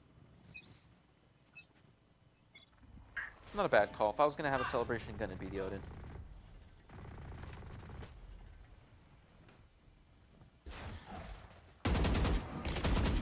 Pulling them in. Frenchie hangs back in face of the charge, puts the smoke down, I've got your immediately trail. stops Oklahoma Christian. They're going to send the Seekers out through it, and immediately catches some right there, unexpected. Attacker Killjoy is going to be placed down. Swayze is just going to be undeterred in the face of that. Picks up a double, triple, quad, and flawless to end it. Maryville wins their match 2-0. It's like we said at the beginning, Maryville is a very tough foe, and you know we often hope for underdog come from behind wins, but sometimes you got to give the champs their due. Yeah, definitely. Titans in the field just keep stomping around. And here are the ranks for the round. It's a lot more scattered than it was the first game, and sure enough, we saw a lot more fight back from Oklahoma Christian. We've got a little scatters in there, looking at some even KDAs up in the ranks of the enemy winning team. But the one thing we see that is the same is a duelist consistently picking up first bloods. It wasn't as pronounced as it was in Haven, but it's definitely Maryville's secret sauce, if you will. That's true. We saw a lot of good first bloods determining the pacing of the round, because after those first bloods, the backpedaling and then deciding to play with uneven teams from both sides was really good. Well, that's going to do it for the first match. We have a second match coming up, and also, you know, to hang around during the breaks because we often have post-game discussions, so do not go anywhere. We will have more NACE Starleague after this, but we'll take a quick break and be back with more.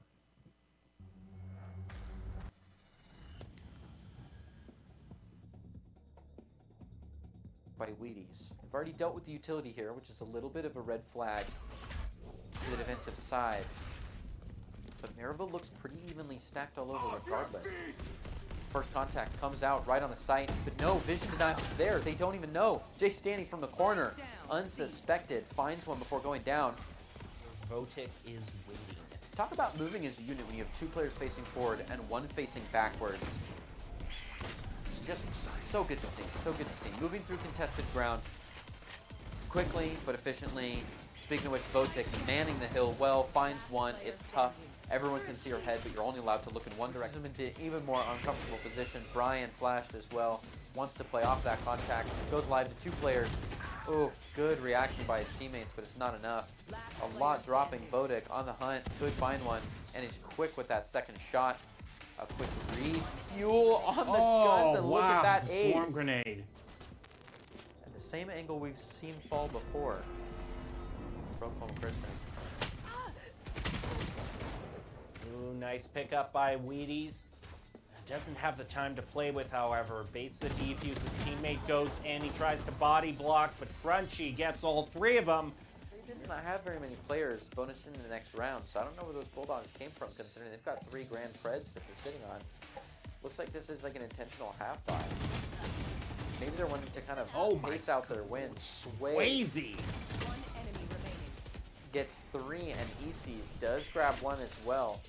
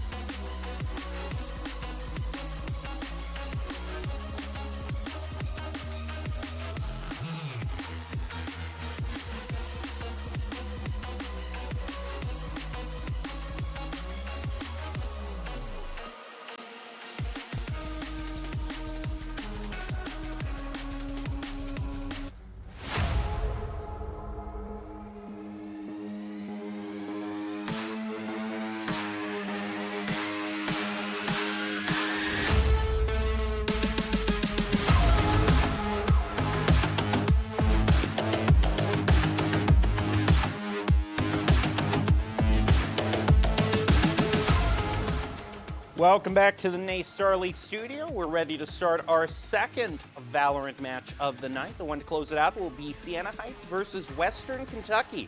I'm host Jacob Palmer. I'm joined by Greg Smith over here to my side. We're going to call all of the action for you here tonight. And Greg, this next one is very, very important in terms of where these two teams stand in the league. They're both tied with a 3-1 record.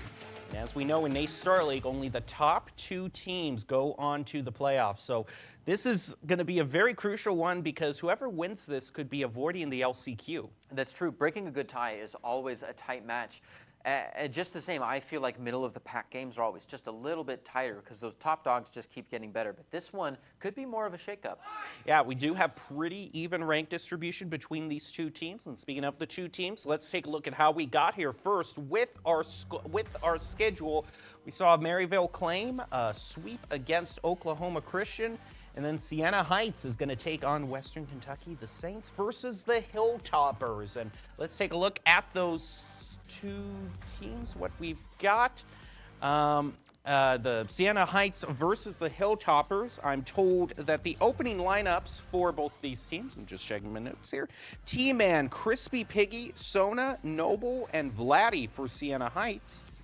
And that is a Siena Heights roster that we should recognize. We saw them play beforehand. Western Kentucky is new to the field, though, with Bullet, Davran, Dazai, Zeem, and Vision.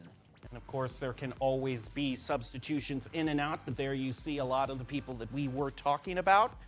I do like Bullet, though. I do like that's a very fitting name for Valorant. It's a good fitting name, and a lot of menacing names are out on the field. I'm excited to say these as we get all the cams coming on in, and these will be on the home turfs. Ascent, Breeze, and quite possibly a repeat of Haven tonight if we see a tight 2 games on the first 2 maps for those matchups. Set to Ascent, the Field of Fields. We've got a lot to talk about there. And Breeze, another recent favorite that we've seen coming out.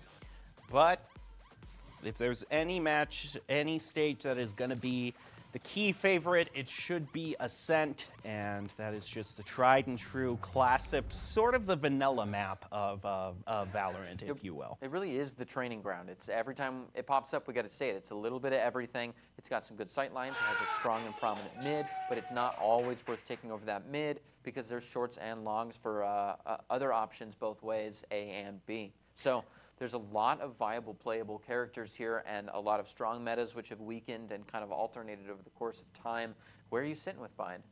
And I do believe both of the teams are loaded in, and we're just ready to take off. So props to Siena Heights and a Western Kentucky. Always something good to be said about punctuality and getting right to the chase in terms of agent selection. Siena Heights knows what they want, and they have locked it all in. It looks like Vision has considered accidentally imagining a world where he dreamed about thinking about locking that gecko. But it might not just be be the case. teasing us. Yeah, no, he was. Yeah, it's time to go for something a little more traditional. There we This is go. Ascent after all, and we are gonna be starting now. Siena Heights versus Western Kentucky Saints, Hilltoppers. First of the best of 3. Let's get down to the virtual field and see how things play out. Of course, as you were saying, Ascent, just a little bit of everything. Also, one of those stages, you know, so many of the new stages have changes made to them here or there. Ascent has, by and large, stayed the same for such a long time.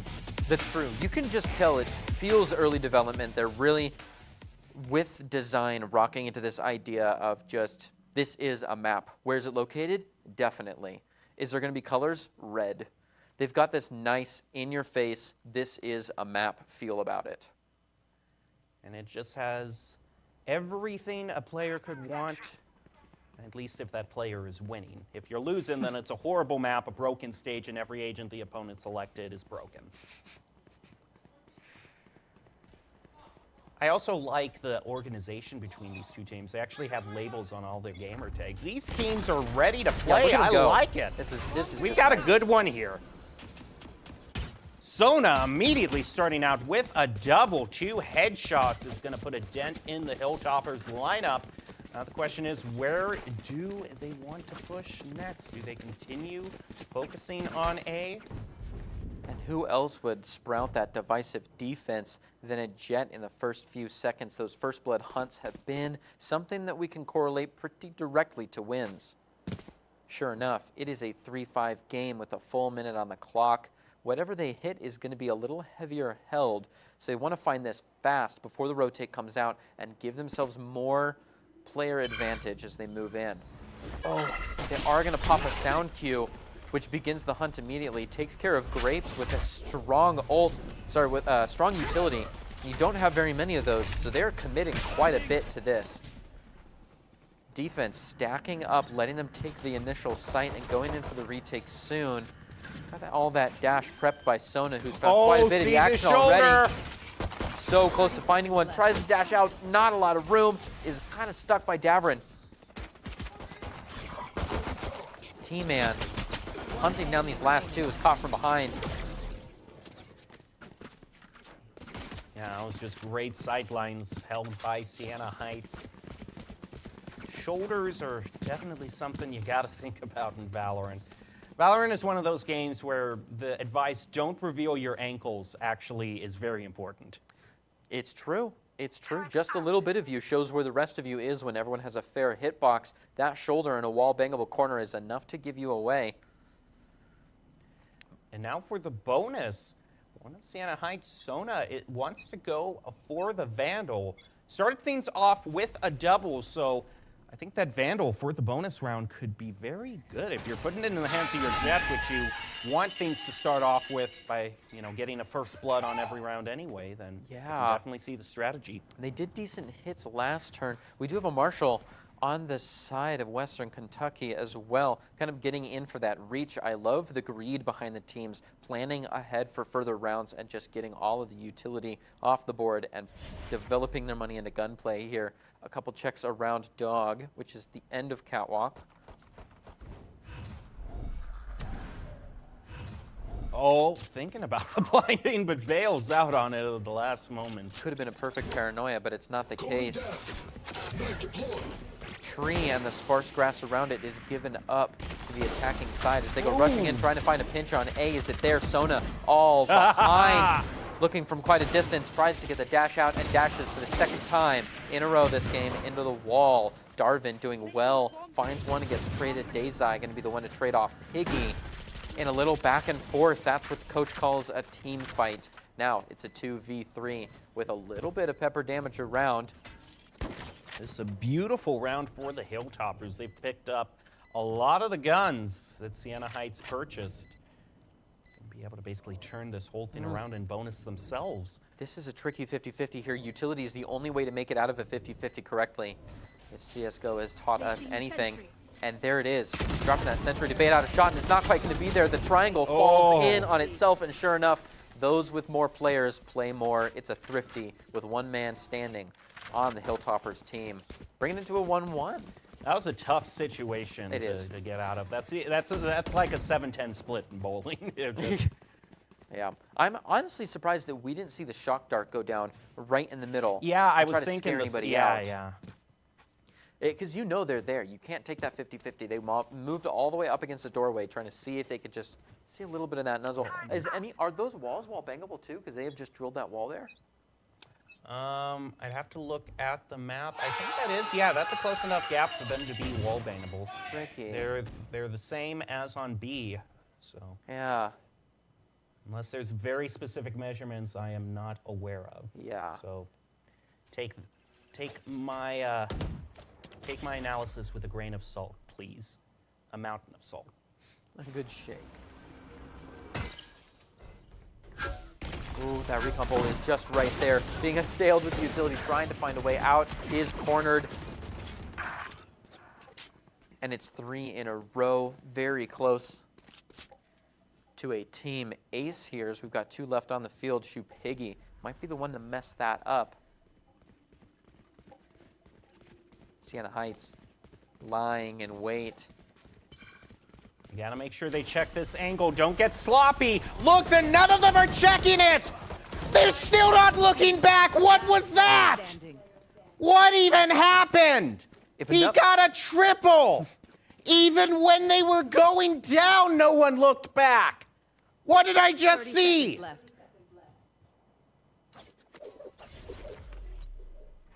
when enough people walk out, you fall and you don't even know what direction it came from. You can't imagine it must be behind you because it feels like it's already been checked.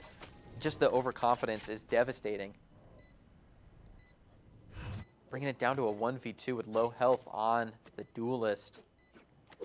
Oh man, I'm definitely clipping that and then adding Nerdy Bird, another caster who does Valorant, because Scanning ahead. Nerdy often says they're a broken record, saying check your angles, and oh my goodness, that was, oh. At least they weren't running the knife in uncontested territory. We haven't seen that in a minute. But look at this angle. This is, oh my goodness, I don't want to see it again.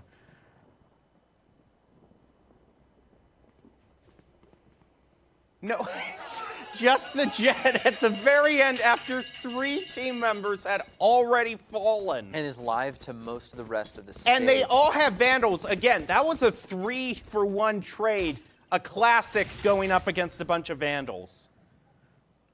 Yeah, devastating eco there. Definitely riding to the boards on eco plays.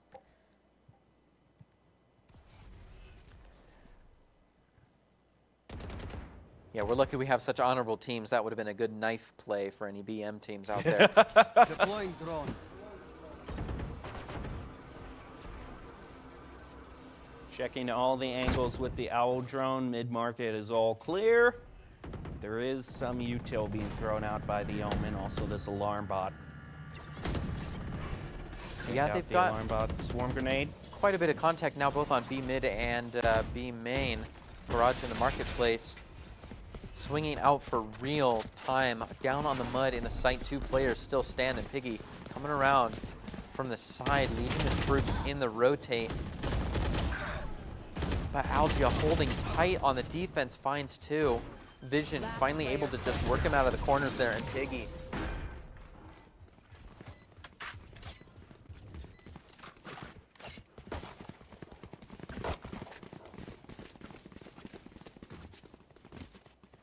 And the Hilltoppers bringing another round.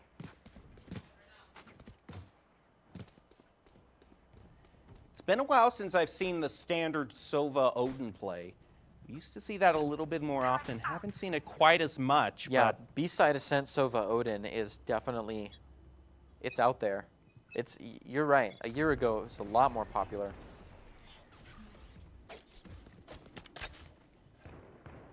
Right now, a lot of attention being focused on toward A. Maybe a possibility they could contest mid. And what a call by Zim. If he really holds back, that one-way smoke gets more and more valuable, but as it goes down, you've got to be right in the way. The Look at that lineup. spray is wild, but he's able to hone it down and transfer it together, throwing in through the paranoia, which comes in from tree. A is now wide open. They may not know it. They're going to check it out with the Owl drone, and sure enough, Jenny is ready for the taking. They do check Grapes, an excellent call as they streamline this way in. Omens made their way back around, though, and if Piggy can fight through with the Zion Sheriff, can they find things? Can they arrest this push? The wall goes down a couple shots through. It's not quite enough. Rather the rotate than the wall. Dazai deep Alarm bot out. through the entrance.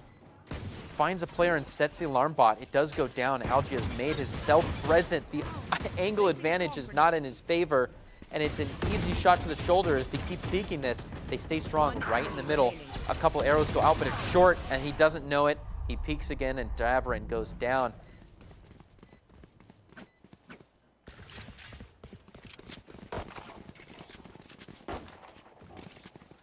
It's just great spray control on the side of the Hilltoppers. Really good job by them. You can definitely tell that they have every single aspect of how to use a Vandal correctly down pat. They've got the patterns memorized. And now we're going to have a pretty even round. The only thing different is one small shield. Sona doesn't have a Vandal, but is going to bring out the NACE to alleviate that. Big chance for Sienna Heights to get back in it here.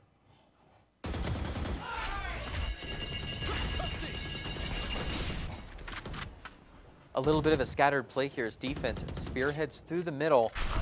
Maintaining that mid grass as a defense is a little bit of an all or nothing situation. You're putting yourself in a flood kind of giving yourself a pinch feel. However, you do divide the two sides of the attack and make any rotation a little uncomfortable. You should Grass run. still under control of the defensive side via the tree. Killjoy thrown down. Healing area. And one player's going to get detained in it. But no one's near to really capitalize on it, so that'll just wear off. Meanwhile, over on B, Hilltoppers get one pick. Traded back by 30 seconds Saints. left. Hilltoppers still have one-person advantage. They'll get the Spike plant planted. down on B. Shadows traveling. Oh, and just waiting around the corner. Jet finds one, finds the fourth. Can you get an ace? No, Noble is going to be the spoiler at the very end. Still great performance, nonetheless, setting the Hilltoppers up for a 5-1 lead. So tough, that very last kill, as he's fighting for just one pixel, just looking for right where that hack could be at, but is assailed with UI information from all of the different utilities dumping on. Just the focus and the practice for this game. Look at all of that. And now we're going to have our first time out of the night. Always good. Sienna Heights Sienna Heights crucially has bought an op this round. This is their one chance to have an op on defense and use it to its full potential. So I don't blame them for wanting to call a quick timeout, check in with their coach, because this is a very big investment they've made. Yeah, having good conversations before big investment rounds is always a good call and gives them all of the leverage that they might need to get the ball rolling. We talk a lot about momentum that we haven't today because momentum has been overwhelming in previous games, but this is one where it could really matter. And just catching a couple of rounds off of a timeout like this, it really is utility.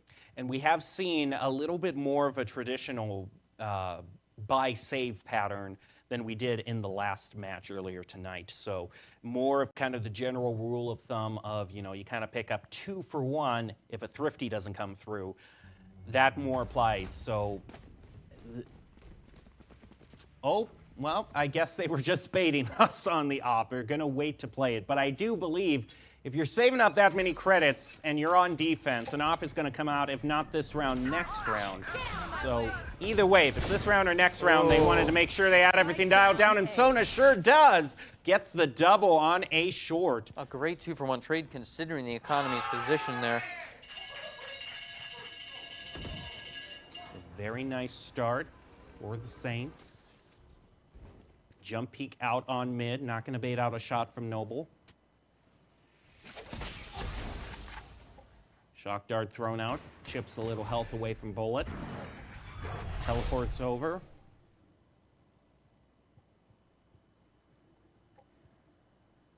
Right now you kind of have all three of Western Kentucky split up evenly between A and B and mid. So might just be looking for one frag that they can get. And then once they get one pick, they'll give the all clear for that particular route.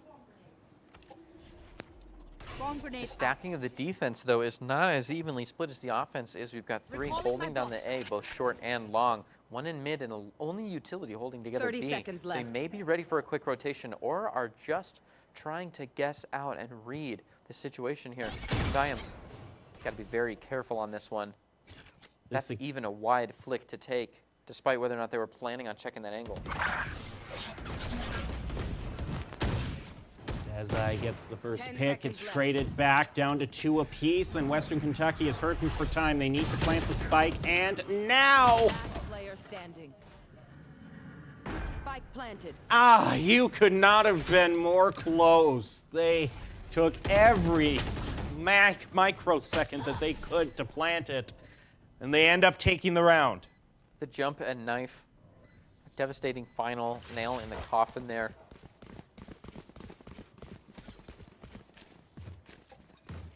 Okay, so this is going to be the big round for Sienna Heights. This is the big purchase, the all or nothing. They have to do it here, or else they're looking at a pretty big economy round next.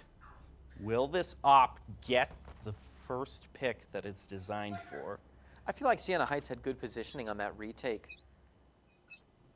It's just the gun difference. I mean, they would fire off 2 or 3 shots, and even if one of them was a decent body shot, it's not enough to close things off.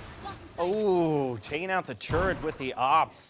It's going to give away the fact that there is, in fact, an op now for Sienna Heights. Yeah, but its location might be vague. Looks like that could have been a little bit intentional, or at least they've accommodated to it well by moving the op to the other side of the field quickly. Found them. My bot. Bomb grenade. Alarm bot's triggered. Bunch of utility goes out in garden. Smoke as well. Noble's going to just do a little bit of fire through. See if he can't get some chip damage. Doesn't find it. Oh, re-smokes that area. Long-term smoke here. Defense holding this tightly. Just menacing off this tree area. Right now, we're just seeing Sovas throwing out his dart, KO his knife. Everyone's just trying to get any sort of ping they can. Wow, look at that. That's a rolling thunder that just hits nobody. It does give them the information, however, that B is more open than A, so they'll use that. Even doesn't hit anybody, it did give them information, and that was enough. Wild committing an ultimate to faking a sight. I mean, he threw the rolling thunder and bailed out, and everyone was already holding B. That's not even enough, though. Defense is already here. Are they going to be able to retake it? T-Man checking all the angles, has to double peek this one. It's not quite there. Oh, and with the assistance from Sona, we'll close that one out. Oh, the Wow. swarm grenade clutch! Does find one, a bullet to grab another. Sona trying to close in on these last 2 players. The 1v2 is an uncomfortable situation considering the ultimate, or the utility left is a single updraft, and bullet through the wall finds Sona. And Western Kentucky grabs point 7. There were so many angles that could have come into play there. It's just hard to take them all at once.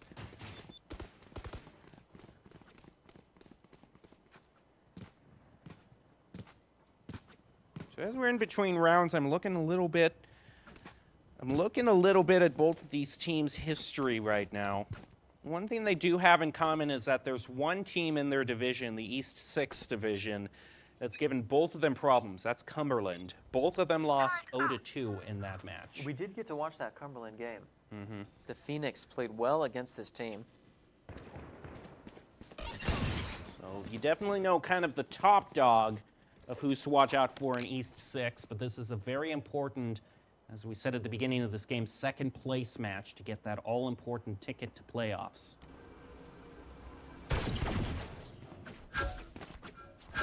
Our drone is going to get 1 dart. Information given over. Found this corner. Expected that and took Piggy out. Oh! T-Man being stuck with an entire Kovacs routine here. Has to chase the jet around on an updraft and a side and the fall down, and it is assailed with other players through mid, though Valiant fighting often prevails. T-Man did not. Falls and brings the score to a 2v4. As the plant comes out, Dazai grabs Noble from the side. Algia looking to bonus it up for another.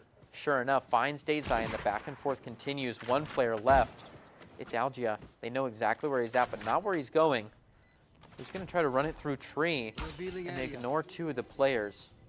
Not afraid to dump utility in and bring things out to a little open playing field. You know where I am, but I at least get to know where you are. They come tracking in. Oh, it's devastating utility, kind of jamming him to 1 point. Decides to push on through instead of rotating around glass to heaven. Finds the shoulder, but it's not fast enough. Bullet, with all the reaction in the world, takes him and finds point 8 for the Hilltoppers. That's why you check your ankles right there. That was a great flush out of wine. Was able to disarm Piggy. The rest of that, again, we're just seeing more of just general saves onto the handguns. So this is another moment where Sienna Heights needs to pull it out. They need to get that first pick with the op. Start's going to come out. Is it going to ping? The question, yes, it is going to ping the opper, so it has to reposition. That's 2 times now at the very beginning of the round the opper has had their position called out.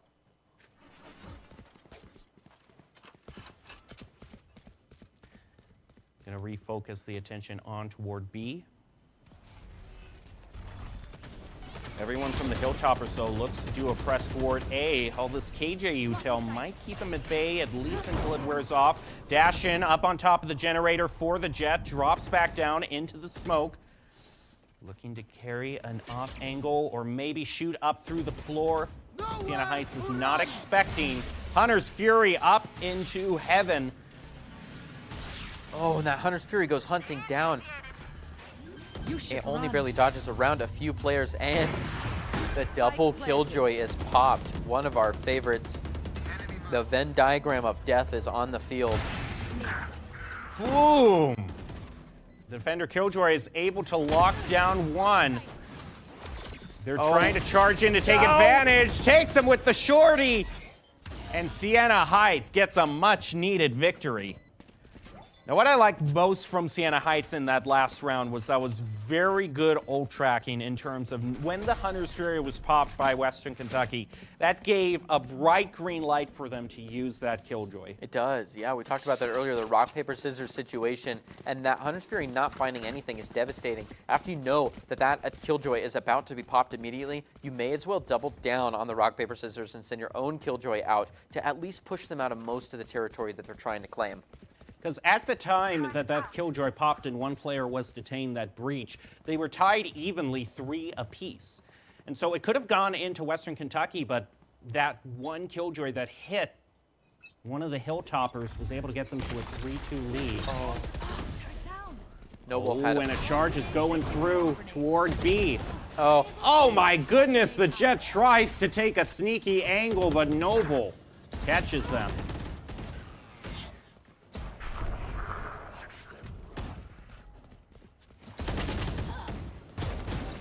Eye finds one and trades off from Piggy. Piggy holding strong in this last corner is going to have a judge to do so with. A great cubby to be in, but keeps peeking the doorways and gets found. A couple of pepper shots, but it's all the distraction that Truman needs to drill right through both of them. Yeah, that Jet push, I think it's the international team Big that played it first and coined it after they ran it again and again and were punished with an off-kilter cipher wire in mid-air for that Jet in specific. We'll see occasional teams try to rip it out, but it's always tough to replicate. And these wins have given Sienna Heights a few straight rounds of having full guns. Now, Western Kentucky not hurting for credits. They can full purchase here in probably the next round. Although that it probably isn't going to be a case for the next round because we're heading into halftime right after this. Considering how this started, ending it 4-8, not be too bad for the Saints. They would definitely take that considering how much rock they've had to roll uphill. A couple intimidation shots here and there as util is seen flying and the pizza is still hot. There are particle effects for steam coming off that pizza, which is, I think, a good dev point. You know, worth all the frames you lose off of it. Zeem deeply infiltrating the situation here for a grab at market. Little util popped off. Not menacing in the slightest, and after at times out, they're ready to move on. And Killjoy's Wonderland sweater scene. Not enough. Hunter's Fury is popped. Zion wants to play off of that immediately, moving all of the mobility util out. Oh, check your angles. Okay. Davrin. Second. Nice job. Spike planted. Algia from above waiting for the call. A couple shots just through the walls. Noble on their way to assist in the big push. Comes around with knives already popped. Breach util holding them at bay, but the clock is so low they may have found it. It could be a couple outro frags, but a defuse here would be difficult. And the knives hit the walls, not quite finding vision to grab. T-Man finds 2 and Dazai closes it out. Zeem for a final shot, but there's no way Noble grabs this, sure enough. Zeem gets a second kill. And goes down in a valiant way. No! Times it out to the next round. If that Sova hadn't been there to check that angle, that would have been a great opening for that Omen. I think they knew that that cloud burst would last that long because the first 2 didn't check and they just streamed right on through. But after a shot was fired, it's a good call by the the Sova to pay attention to those. You know, don't play this on mono speaker. You got to have those headphones in. You know that there is someone who, whatever hardware setup they have, they're forced to play Valorant on mono speaker. And my condolences go out heavily. They just have to pay heavy attention to the Fortnite blue ring of where you're getting shot from. Yep. Ooh, that's going to be pushed through the windows, charged through B, wasting no time for Sienna Heights, but Zine gets the first blood. Sienna Heights will still have enough juice to get to the point and plant. It's like this flank coming out from the bottom. Planted. Just a dump of special effects to secure that round. So many people are now low on utility tool belts, and we'll have to play this one out by gun difference only. A few ghosts on the field at most. High energy rounds are something we always look for in the pistol round. Dash into the smoke, sees two at once, is firing as fast as they can with the sheriff. That is not a rapid fire gun. No, closed 3 clips out there. Sienna Heights take their first pistol round. Very crucial for them, trying to even up this score. And they're being pretty cautious in their purchases as well for the bonus. None of them going for a full rifle. Instead, Bulldogs and Spectres with one guard. Nope, just Bulldogs and Spectres. I do like Zine, though, on the Marshall. Like, we had our big conversation earlier on, and it was brought up that the Marshall, if the other team hasn't gotten their shields, it can be just as good as an off in this particular round.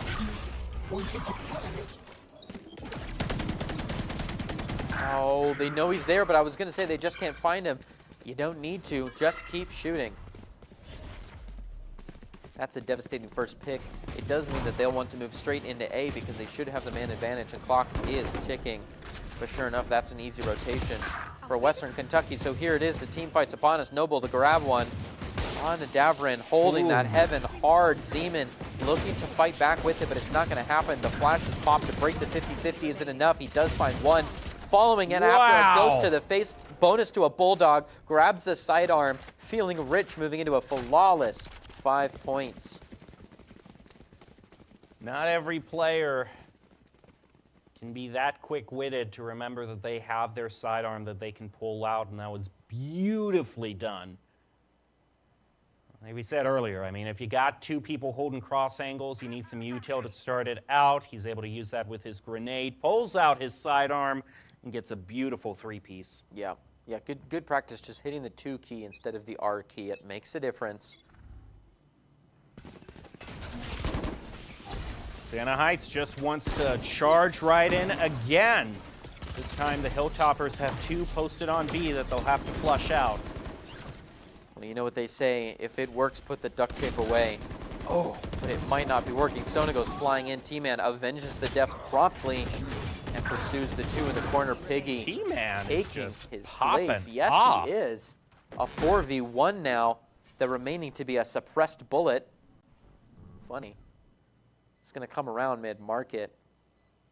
Oh, a sad thing to see that door closed and smoked. This might be a thing. I don't even think this is worth pushing. I think you save. Yeah. He's only got 50 credits left. I mean, if he were to lose his gun here. It's true, and it's good team utility that he's got, but solo peeking, you have to be a well-built Omen to pull any sneaky plays Here's with footsteps. half a kit. Can he get this? Yes, he gets his exit frag and is going to try to teleport away, get out of the sidelines. Yeah. Well done. A good call. Punishes the hunt. They feed the troll here. He's going to use that kill. That's a lot of creds. We'll definitely get him out of the pit there. Bullet. He'll hand the good gun over to the Jet. Ooh, and moves to the judge. A man of taste, class, and character. I love seeing these Spectre, Stinger, Odin, Ares. A little bit of Guardian here, maybe. No, definitely a Cover going definitely out. a Marshall out though. All the fun guns are on the table. It's a reaching second round feel. Blinding.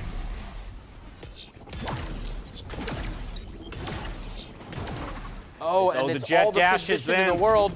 It's exactly what they Oh! want. Spike 2 into the Three! smoke for a third.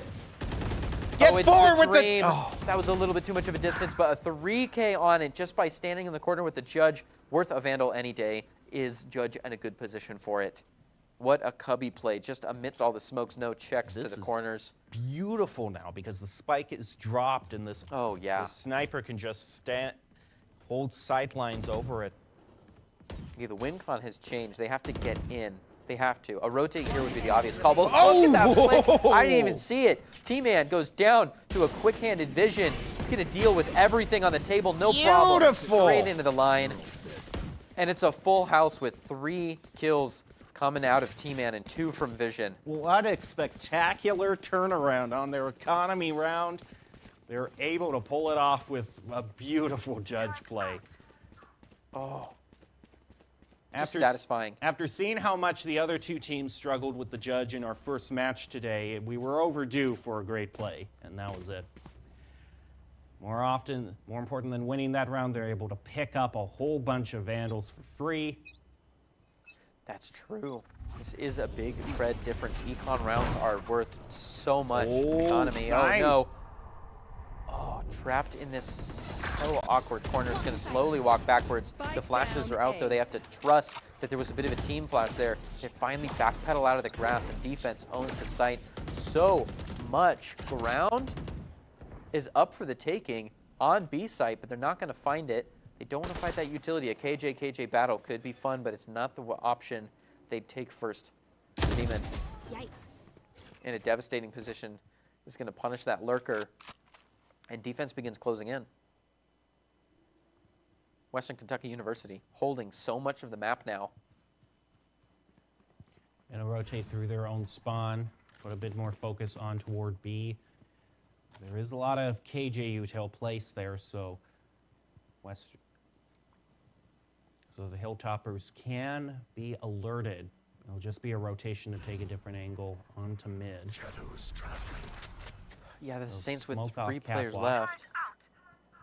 After that smoke on catwalk, 30 looking to seconds left. just use it as a little bit of cover, walk their way back up the mid-market. A scary place to be considering Dayzai. Oh, and the angle advantage just a little bit further away. Sona grabs the corner.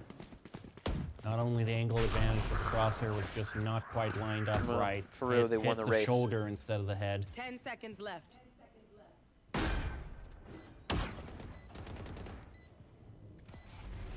Spike planted. Retake not impossible for the Hilltoppers. They are even already, though. Zyme gets dinked for a little. Fire through, checking that angle. Common place for someone to be hiding.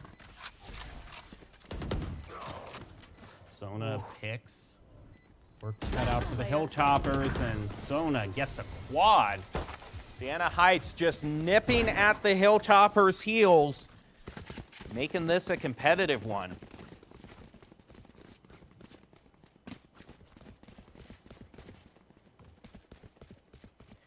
And now the Hilltoppers go into a situation they have not been in a while, an economy round. And they're going for mostly a full save. A few handguns here and there, but they're being very, very frugal.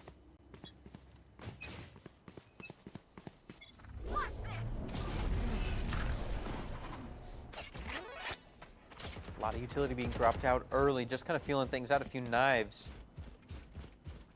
Some reach guns here on a spread out attack coming in from the Saints. They're going to grab the spike out of pocket. They've got to patch the hole here with 4 against the 5. They do well to fend against some defensive utility here in mid-market, and they're looking for a pinch on B. And save for a lurker. They may have a good 4-on-4 fight if they can play it out here correctly and with pace. As they make the initial catalyst flashes, the Breach, knives. he wasn't watching his... Oh, No! Oh, you just wish you had a little bit more spray Player standing. when you're just shooting right over the shoulders. And honestly, One of the rare times you're saying, kill. I wish I had a shorty instead of my ult. Yes. Yeah, devastating. That everything is situational.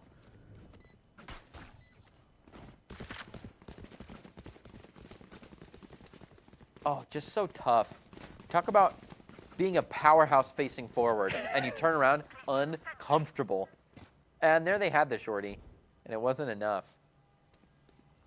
But here we go, back to a full gun round. Like you said, they have enough creds to still find another set of ARs lying around.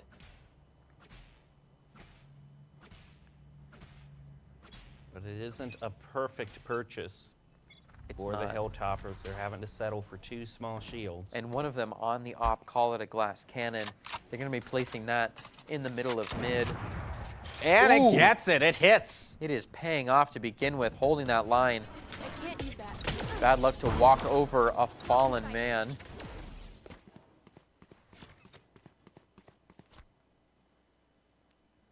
Seem it's a little bit of damage, but he'll reposition. And slow focus gradually being placed onto A. 2 going through gardens, 2 going through short.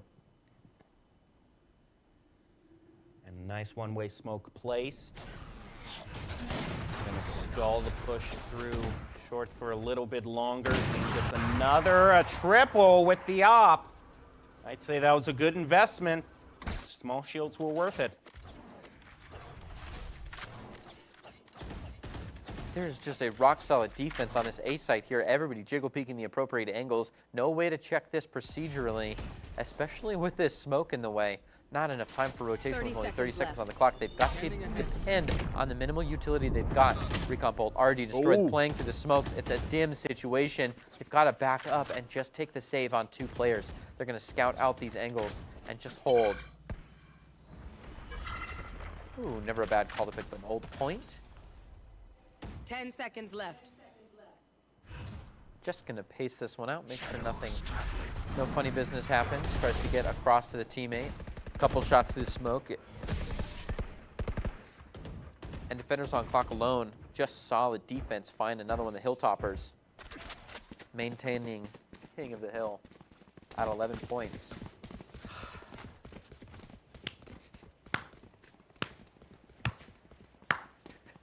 Nice pun. And op staying on the field for the side of Western Kentucky. We're now bankrolling their creds away. Definitely an opportunity for Western Kentucky.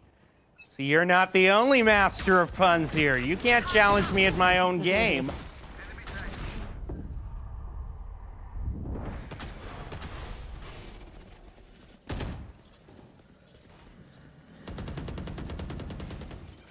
As Sona checks Wine, they're doing all the checks they need to move in, but will they check this corner being held by Bullet? Looks like they don't even want to play there. They will take their ball and leave. Looking for a good rotation out. Maybe some decent information has come up from this turret as it's being watched by the opposing Jet. Hunting for a first blood on Noble. Noble now stuck in the corner. It's got to be leveraged out by the 4 teammates coming around. That's 1 rotation off the clock on a slow push and procedural checking of A. It's really moved the defenders over. Oh, and missed op shot. Hit the cape. Oh. He hit Sova's cape instead of Sova. Placing swarm grenade. Call that a missed opportunity.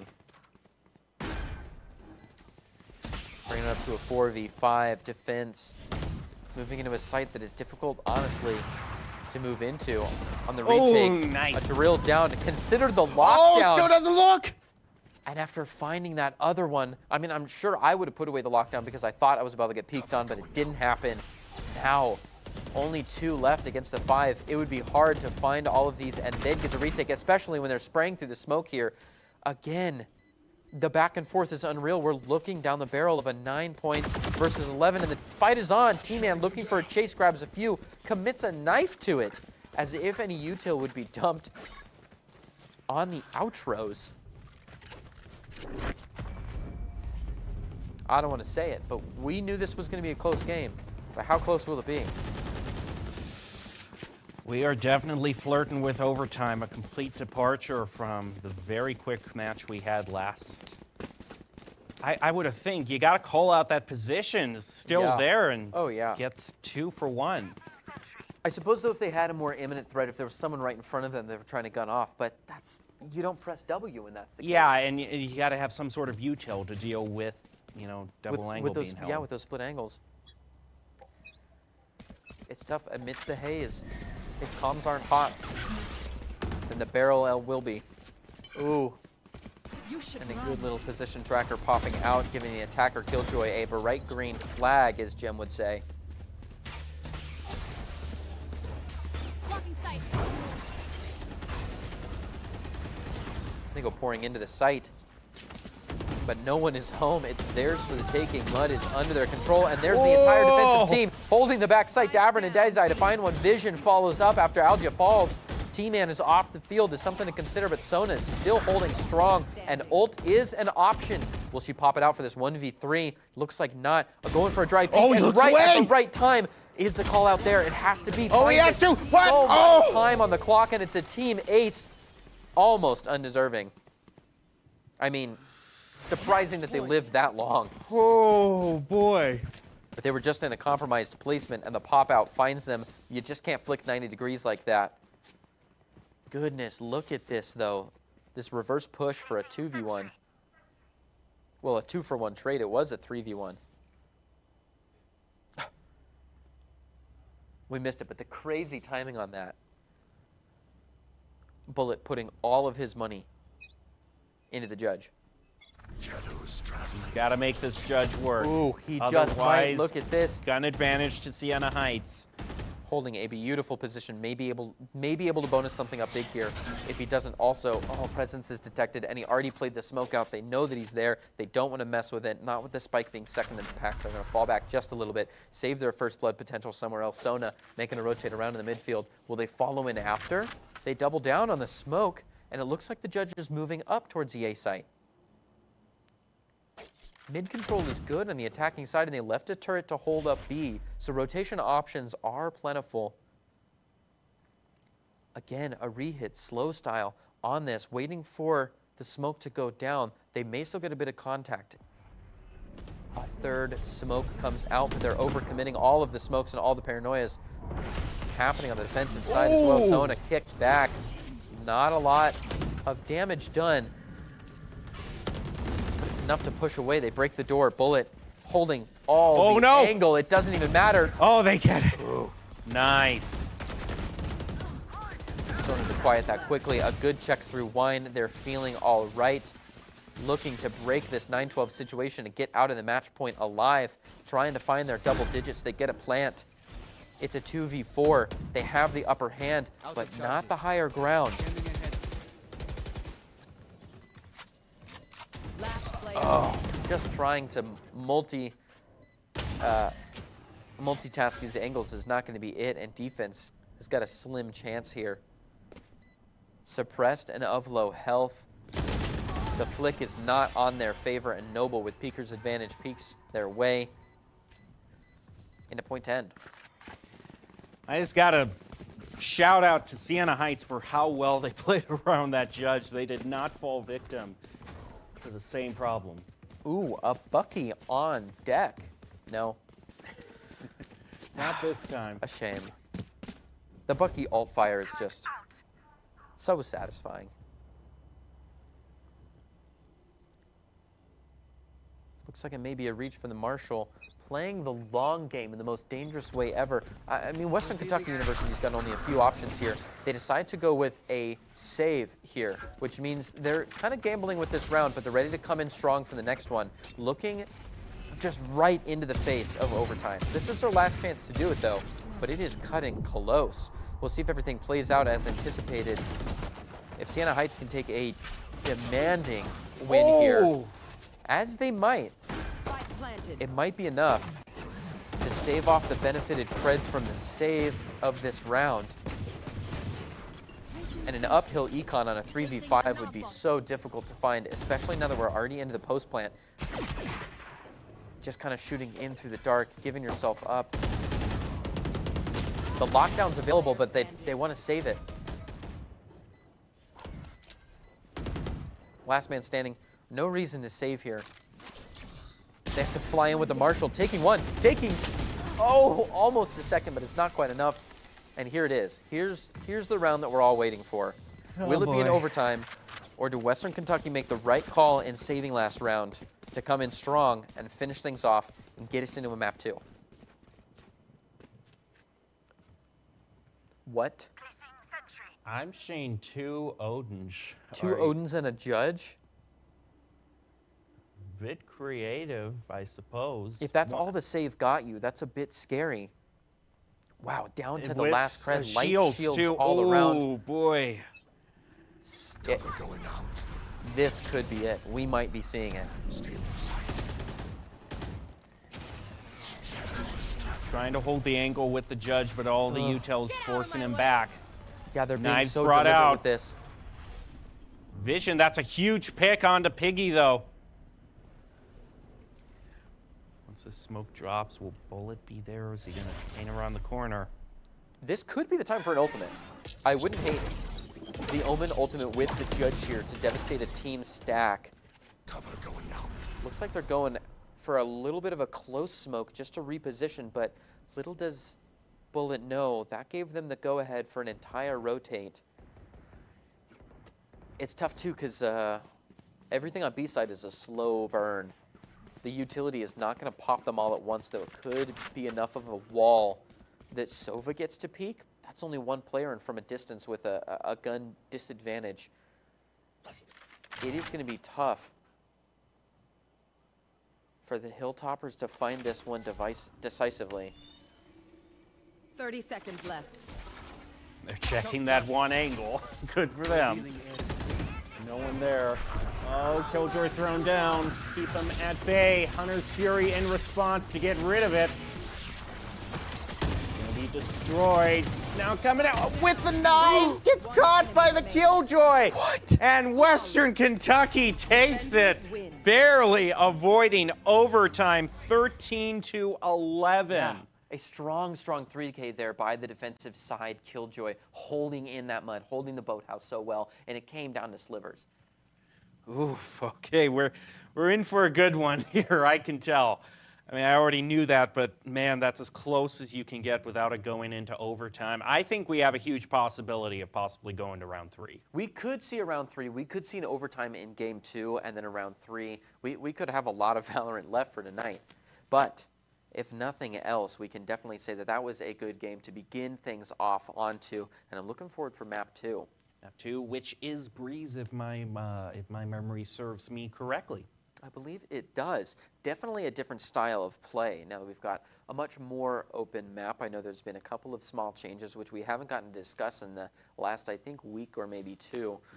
The Breeze has been closed off a little bit, but it is still that nice open playground of a field as far as ops get to run around.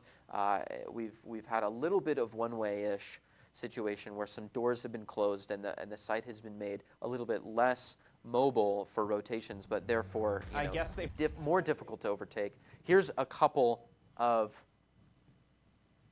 highlights. We can see some highlights, yes, of the last match. Things to watch out for, mistakes to be correcting, and just some favorite plays to revel in. This is where Siena Heights really came alive. This was the round after their first timeout, so whatever their coach said to them during that timeout definitely helped them to rally back. They came so close to forcing overtime. Pull out with the shorty, still gets the 1-to-1 trade.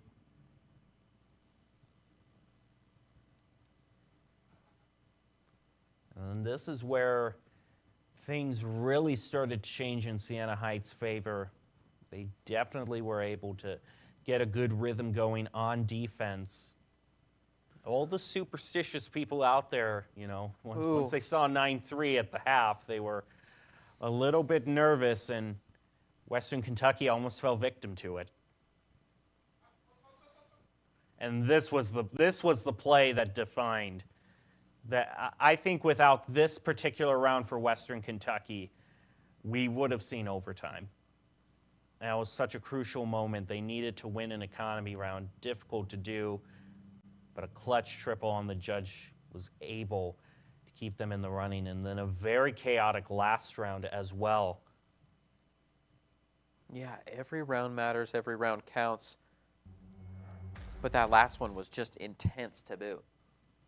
Yeah, so Western Kentucky goes up to 1. Remember, teams really need this victory. This would put them in a very solid second place for the top 2 to move on to finals. And you never want to go to those last chance qualifiers. Even if you get in, it's a long road first to win the last chance qualifiers. And then, even if you do qualify, you're placed in the bottom seed and you have to go up against the number 1 team. And, well, we saw the last match, Maryville. Even though they're not in the same division, I mean, you're going to have to go up a team of that caliber. So Yeah. you want to avoid that for as long as possible. Yeah, fighting the Titans is something that you should do once you fought everybody else, and to lose this game is second place option to say the least. So we would love to see either of these teams fill that slot as they're hoping to do and get out of the LCQ. So it is a tight game coming up. I'm sure we'll have this next one be as tight or better than the last one now that they know what's on the stake and they've kind of felt out each other's gameplay. If you're saying as tight or better than that, that would mean you're thinking this game's going to go to overtime. It could happen. Because the only way the game could have been more competitive is if it went to overtime. That's true, though. We did see like a big push one way and then a catch up and then a finish off, right? It was a little bit close, and we saw like a jump to. We had like a 3-9 division there, and then we had a roll back to 8, and then up to 11, and then a teeter at the end. I could see it going just like point for point all the way up. Trade back and forth, that can be a little bit difficult just because the whole thing about economy rounds can sometimes open up just a snowball that really just gets bigger and bigger with each individual round. I think the one thing that can counter that will be how effectively these teams can use their timeouts. Siena Heights very wisely used one for themselves, whereas for Western Kentucky, they're still sitting on timeouts. They didn't use one, which I would have thought during the kind of the rally Siena Heights had when they were finally swapped over in second half, that would have been a time for Western Kentucky Hilltoppers to bring out one of their timeouts. Maybe it would have helped them secure the win and not let it be as close as it was. Yeah. A quick flash to the roster, maybe foreshadowing we could have a little switch out. We've seen it before. Increment 1 has also been accredited on the Siena Heights page, and we'll see who's going to be in for the game. We're looking forward to a Breeze map, aren't we? Yes. Yeah, I do yeah. believe, I said at the beginning, if my memory serves me right, we are going to Breeze, and not going to see a 3-point stage of this round unless it goes all the way to game 3. Then I believe Haven's coming back. Which it could, but it would have to take a serious push from Siena Heights. The truth is that they were behind the entire game right up until the end, and they only got so close because of a bye situation. So they'll have to do something different at the beginning of the game to find a win here and bring it into a third map and then maintain all of that energy to conquer on the 3-stage map at the very finish.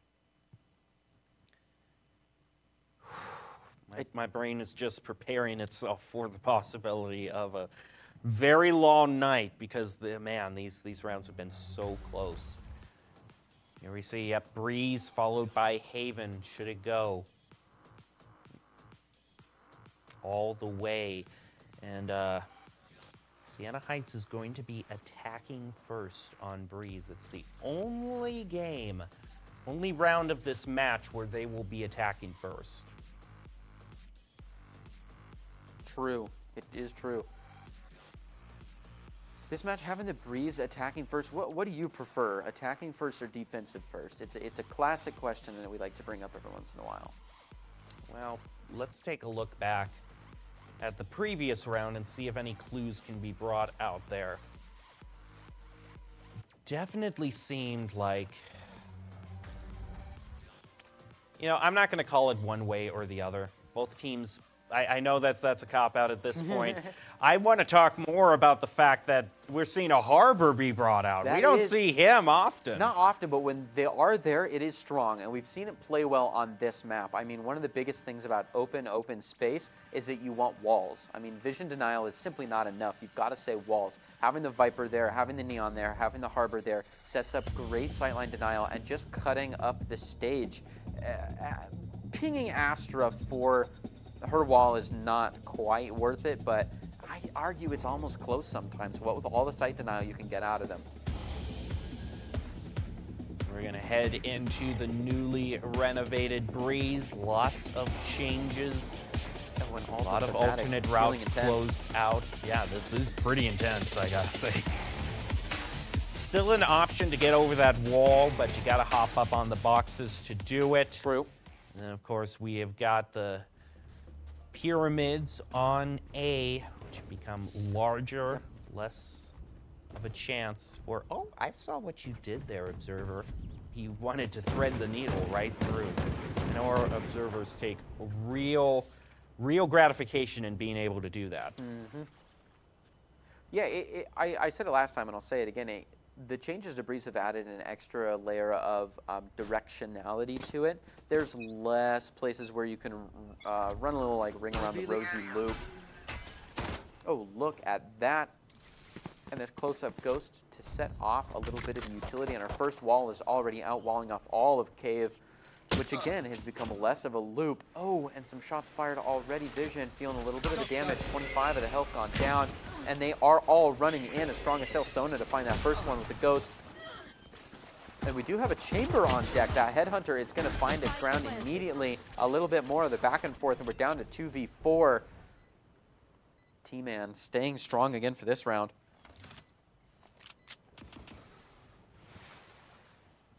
Last player standing. One surprise. Harbor Wall keeps Western Kentucky at bay. Davrin is doing pretty good considering it's a 1v4. I'd be more than happy with picking up a double. He does not have enough time to defuse the spike unless he gets a unless he got like a collateral headshot right there. Yeah, that's tough for collateral headshots because they're standing on different territories. So you also have the flink of who do I go for here? What am I supposed to be doing? So they do find him in a clean double peek, and it's not going to get either of those or the defuse, but not a bad first round for anyone.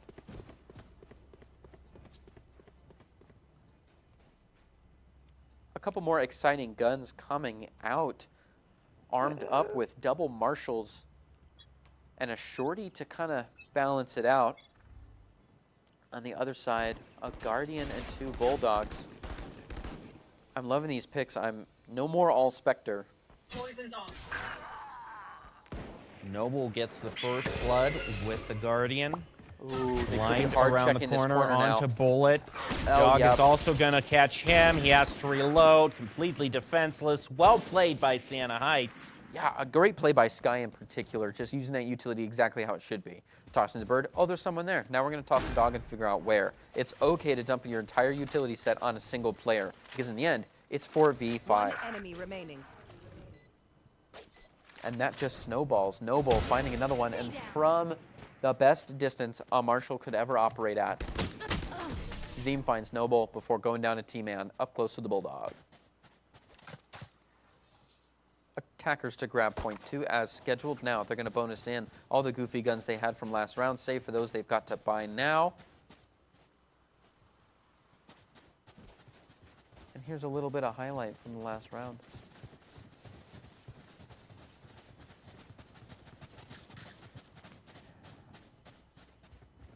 Western Kentucky is able to purchase full rifles, but none of them have full shields. And if there's one thing that might be able to actually even out this gun differential as Sienna Heights goes into their bonus, they have a real chance here of going 3-0. Strong wall positions cut up and make for a very procedural and team operating entry, but it's not enough to work together. You might just fall together. Sienna Heights falling one at a time. Davrin and Zeem to each get their one and close out this round. That's the anticipated bonus for the defending side. West Kentucky to grab their 1 point and move into a full gun round. It's Vandals for everyone. Almost.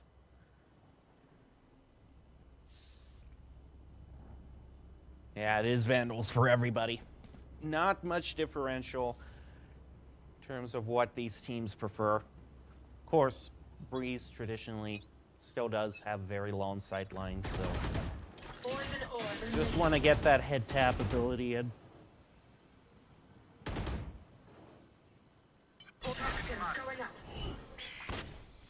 Wall thrown up. 2 walls thrown up, actually. Walls are thrown up kind of to let the defensive side out, but Attack has thrown theirs up as well so that they can make their way in. A little bit of a telltale sign for that. So Sona's going to get a lot of pre-fire down, and they win the war against Bullet in a random spray through the greens. Vision from the side is anticipating this hit, but they keep the wall up and waste the smoke just to keep him preoccupied while they make a rotation around the mid. A lot of fighting in the mid, though, as Davern and company are holding it well. Looking for rotation to be there, anticipating a very aggressive rotation, which did not happen. The truth is, Sienna Heights Saints are still making their way up the sand. Everybody's still facing backwards, though. They've underpaced themselves here.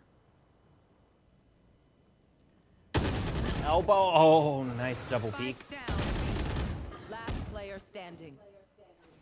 Now there's just one left. Noble. Try to bring it back, or nope, not even going to be able to get an exit frag. Western Kentucky finding a foothold and tying it up 2 apiece. Jeff, he tried to swing hard at the very edge of the angle, but they were standing so far back and there was 2 of them, there's just no way to make that. First op is coming out, leaving low creds in the holster. Maybe not. Maybe they're going to play more on par with their team, change up the sealed situation. It looks like they're on the fence about it. I'll just let them decide, and then I'll talk about it. Meanwhile, Sienna Heights Saints. Oh, the collateral with Filthy. the op staring right in the face of a hawk. 5-second collateral op first blood from a Jet operating in somebody else's territory. Never heard of that. Vision with the Vandal holding tight, grabs 1, spray transfers beautifully. The team is holding down, and look at that.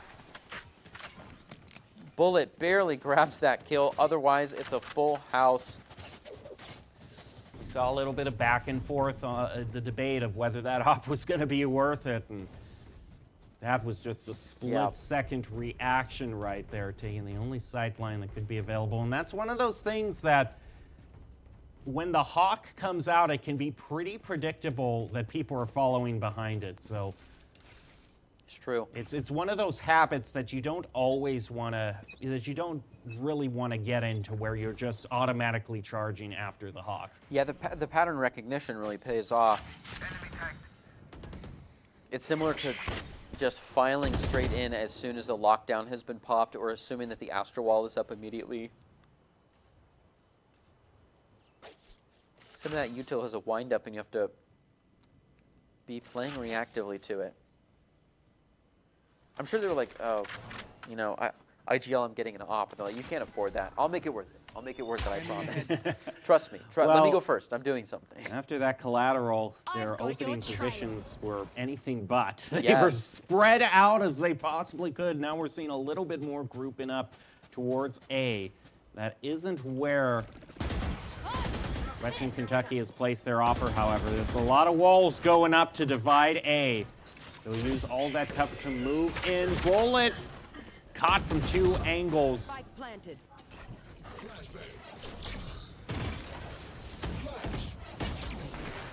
Davern take this back already. It's a risky proposition. You don't want to give up this op.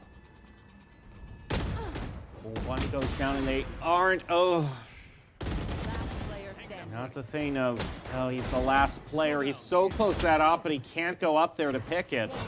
He's in the face of 3. Is going to go in. He only has 8 left, though. He could get caught in his own recharge, in his own reload. He's not careful. Not going to come to that, however. Noble has him locked down, and we're tied 3 apiece. Yeah, it doesn't quite secure it. Good sense of him, though, to see too many angles live and decide to switch to a bit of util. After dropping that wall, moves around, and like you said, under so much time pressure, can't really get the reload. Tries to get underneath for itself, and it's a bit of a timeout pop. Everybody's favorite utility. An excuse to stand up and get some water. I am not kidding when I say that you should definitely check out Odyssey Mushroom Elixir, one of the newest supporters of NACE Starleague. Check them out. Enhance your game. Enhance your focus, Odyssey Mushroom Elixir. Great job to them. And then, of course, Extra Life, program of Children's Miracle Network Hospitals. We all had a great gathering a little bit earlier in September to benefit children everywhere. So thank you for supporting Extra Life, making a difference in kids' lives everywhere. Proud partner of NACE Starleague. Well, you really kind of hit it on the head when you said giving players a chance to get some time to get some fresh water and everything. Sometimes what players do when there's an overtime, they'll literally just say, get up and stretch a little. Get a few steps in, walk around the room. Sometimes just kind of catching your breath and not getting too focused in can really help you. That good shakeout comes down. Got all the util lined up for another nice round.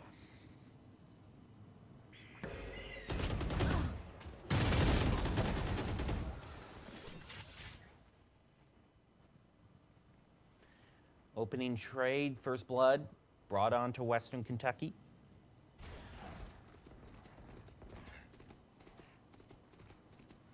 Dog goes out to the right, doesn't catch anybody. Instead, it's this harbor off to the left. He finds one. Can he get another? Time's running out for him, though, as the Neon moves around back, and Noble up to the face. Only 2 left for the Hilltoppers. Found them. Spike planted. Oh, Last not- player standing. 1-for-1 trade, not the worst thing.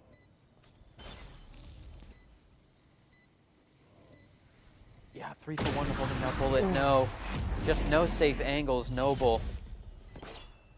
As patience pays off, he finds that last one. We also saw originally the Jet was planning on buying an op before that timeout was used by Western Kentucky, and then went over to a Marshall at the last second. Considering how that round went, it is good because they can fully purchase an op this round. They can get full shields. It was a nice bit of last-minute calculation saying, no, we'll have a full loadout next round if we just don't buy the op this one.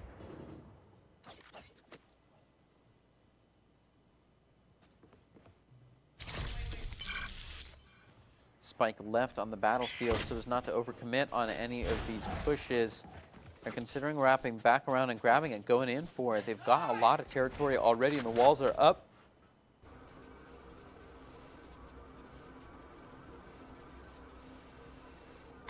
Maybe. Oh, Dart, no, everyone hides Yeah. pretty wisely from that.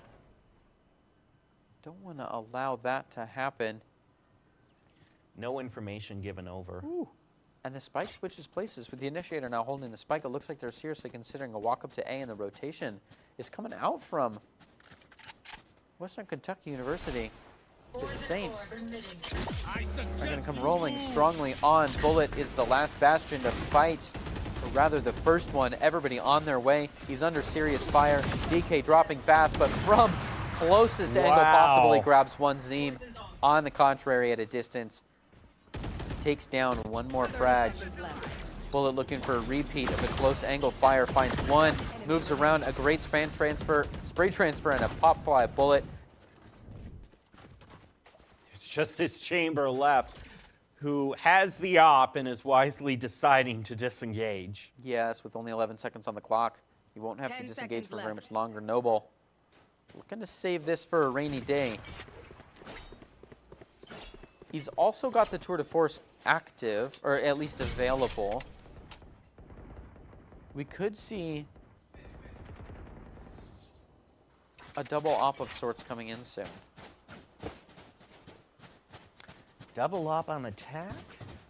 It's bold, I know, but I consider don't the know. angles that they have been finding versus losing against on A site. I mean, every time they rush around that pyramid, they just kind of get gunned down.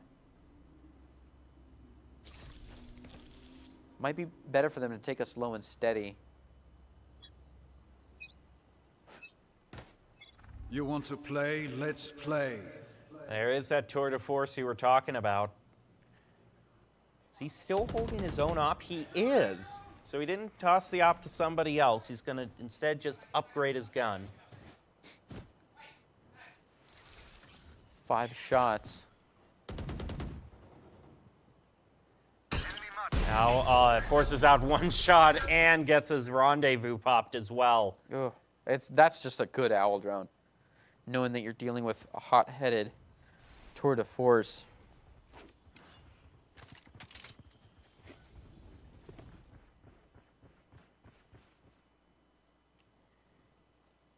Keeping an eye on B, and there are a lot of hilltoppers over there. Should they rotate out? Oh, but they've got their own op looking down that same way. Wow, so. what a Cold War on mid, and Yeah, we've and seen that a few times. They can just rotate through their own spawn. Yep. No threat there unless they want to ego peek nest, which I doubt they Oh, will. Harbor. Harbor, where you going? Spike planted. Oh, he throws out some util. No! I warned him. I warned him. Pacing, it's all you need.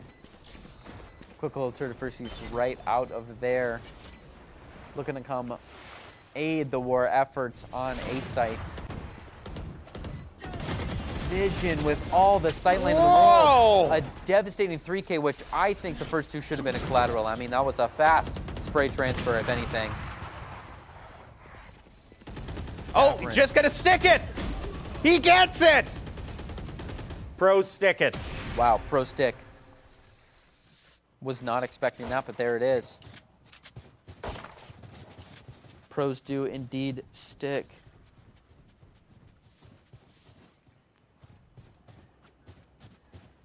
This has been something that Western Kentucky has really specialized in, is these plays, these triples that immediately flip around over. We saw it on the Judge on Ascent.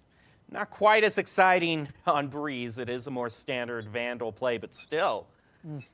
Even if Western Kentucky is down 1 or 2, they can turn it around in a heartbeat. But I mean, that's been the hot spot, and that's the angle you usually want to smoke off or smoke yourself into and focus on when you get into Breeze A site.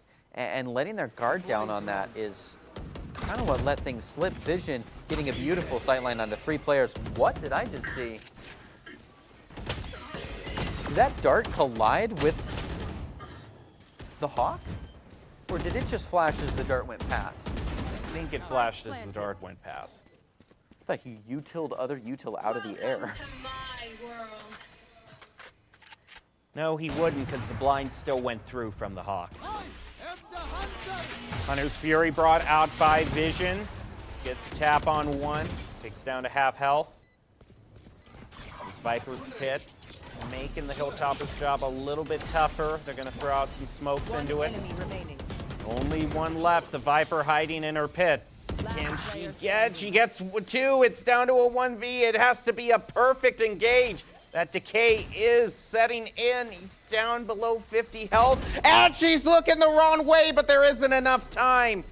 He tries to get out of there. No, he's not going to be able to get away from that. No. Oh, a shame, too. They were hunting down that Viper, and she was staying slippery. I mean, they tried to throw the knife, and it didn't peek anybody. And that one, man, Piggy standing right in the corner. Oh, it's because they killed Davrin. She found him while he was hunting her down. That's intense. Yeah. Algia just right from the side. Vision to 4K. Couldn't quite find the defense or the defuse. Goodness. Low credits on the side of the Saints, but they're still going to take what they can get. A few Vandals, a few other decent guns. Looking for some kind of a pack. Look at this spread. 2 players coming up on the elbow from B short to mid.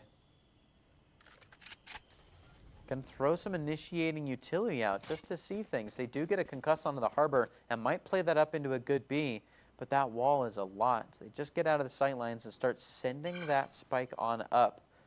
Grabbing the ult orb, kind of announcing their presence. Not a lot of rotation away though on the side of Western Kentucky. And Sona with a great sight line. Oh, decides to barely escape the knife.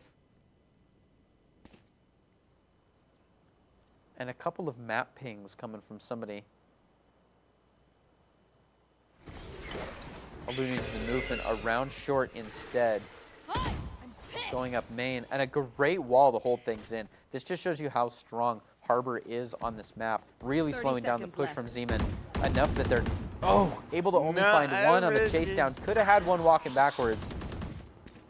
But Sona gets one on Util. Darwin to reply. So much back and forth. Everybody is in a domino chain. And Davrin finds the last one. Gives WKU 0.5 or 0.6 against 5.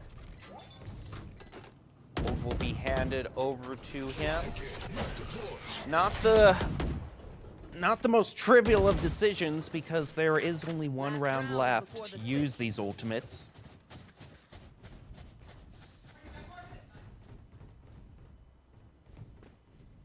And in the very last round, Sienna Heights is going to be forced onto some economy.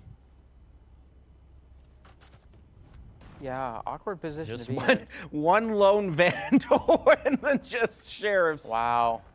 That's rough. And the only person with any creds left decides to go for shields in a classic, hopefully looking to bonus up a weapon after a good fight from some teammates. Or a Oh failed no, fight but from this some headhunter. Oh, No. Devastating. A fast down. I've got your trail. Seeker's thrown out by Sienna Heights. It's the only thing they really have going for them. Such weak guns. And the Vandal's just going to start doing its work. Jordy swapped over to a right call, I would say, but still gets taken out. Had the right call a second too late. It's a shame to see. And the Hilltoppers making their way towards, with one Saint player left. And good ways from the spike. This is definitely, I mean, there's no reason to save here, though.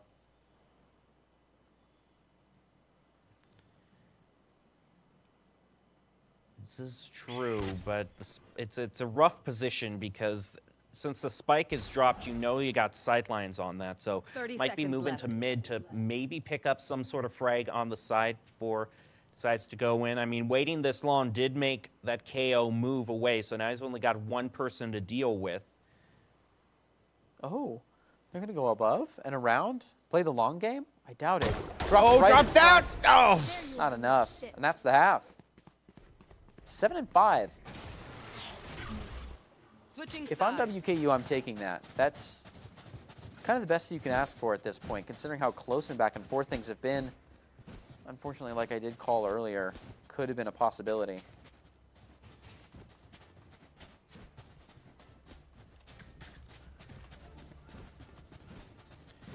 I think you put it perfectly. It was the right idea, but just a second too late to bring out that shorty. I've had plenty of those. Well, as we enjoy a halftime music break at the music stand From Cool Cat. from Cool Cat. You can't argue with that. No, you can't. And the last 2 seconds of the buy phase go down.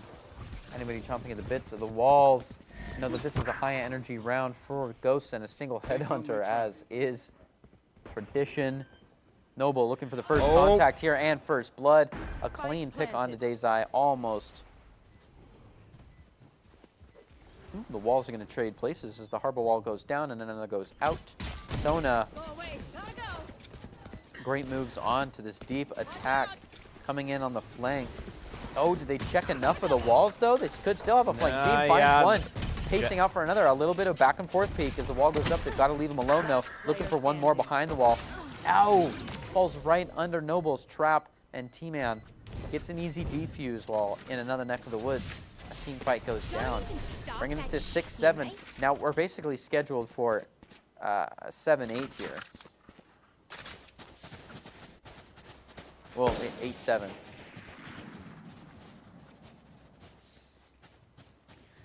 It seems like a lot of people are Marshall happy for the second round. We're seeing 3 of them being hovered. We are. I mean, it is very often to see 1 for each team. But 2 in some classics is interesting. It is very cheap, too. It is surprisingly cheap, considering how like decent it is. I've seen more Bulldogs today than I have in months combined. Yeah, we haven't seen really the full Spectre buys that No. we've kind of become conditioned to. Yeah. Things are just going to have to wait until these walls wear off. Got 2 snipers, 2 marshal holders trying to take a view through, and 1 shot, 1 kill. Vision gets it.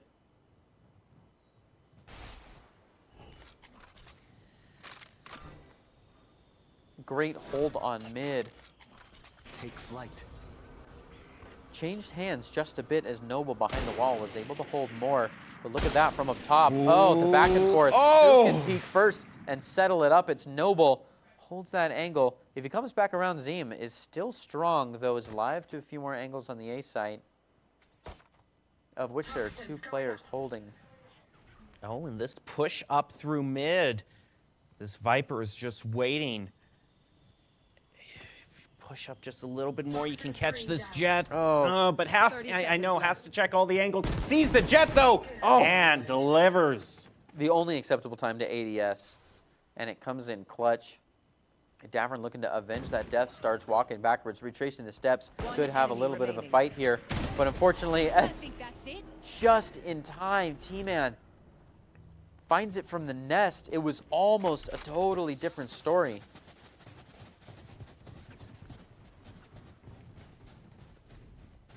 Yeah, Algia just does a great one, and is so close to getting caught off guard.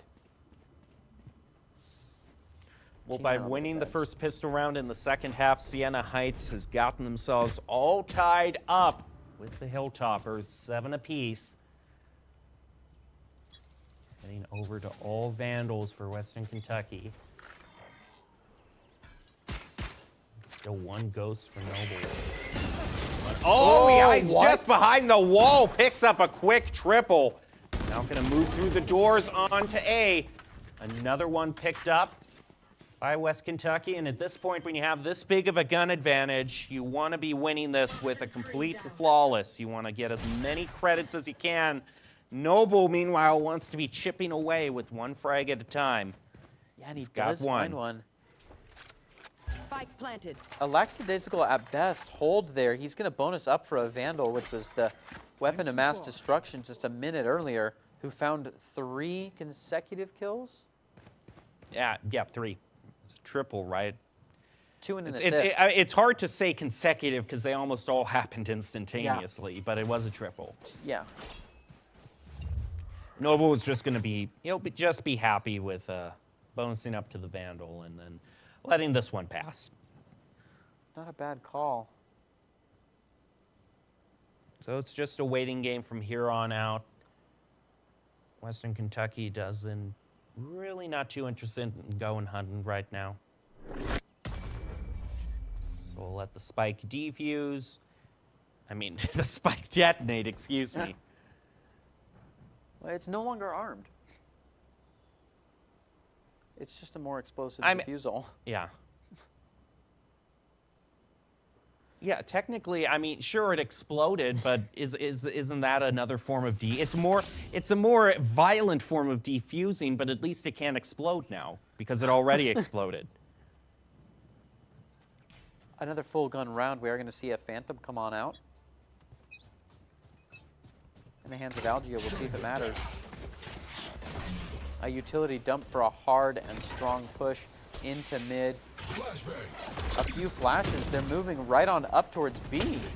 go open in the angles after that pop flash. Not a lot to be seen, but so much damage coming out of those double doors. Spike down Doubling mid. back was not the call. And One Algia enemy says, remaining. yes, the Phantom does matter, and grabs a few.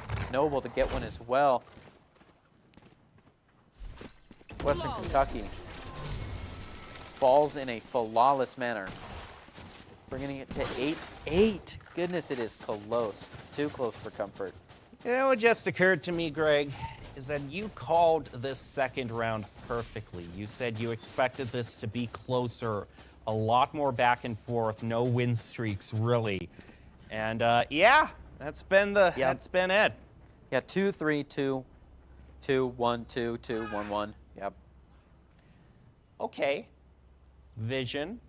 I see this Odin. I'm wondering where you're just going to be all charging through A to get there. And it's not quite a gamble stack, but goodness. Yeah, but I mean, still there are long sight lines on A as well, and it's not a long-range gun, so.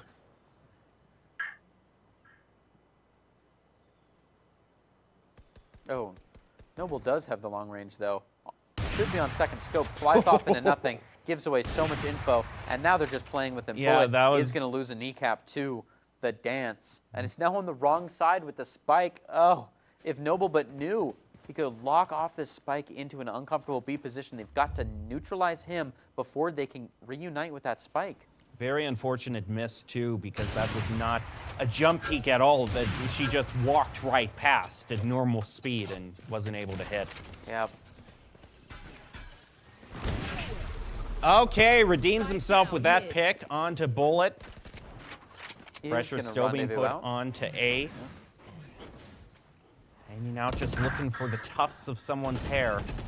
I have One enemy remaining. Spike down A. Just one left for a piece. Western Kentucky, Davern tries to bring it back. Now has to go up 3-1. Sees the dog. As soon as he puts a little bit of attention onto it, they swing out from behind yellow. Bring this to 9-8. And most notably, the Saints are ahead. So And there's we've gonna be got a timeout out. timeout going, yeah. Oftentimes when we see momentum really shift, where like one team is ahead that hasn't been ahead in a long time, we'll see a timeout get popped. The mental game to this is actually a big deal. I was watching another university play the game while we were in between both of these games. This is a real story. And it was 0-6, and they found the first point, and the excitement across the team is unreal. And they continue to get the next 3 points in a row. It's crazy how turnarounds can happen. Valorant is very much a high-stakes ego game. It is. Yeah. If there's one thing I've learned from seeing a lot of different teams across a lot of different universities, Valorant players are probably the most emotional.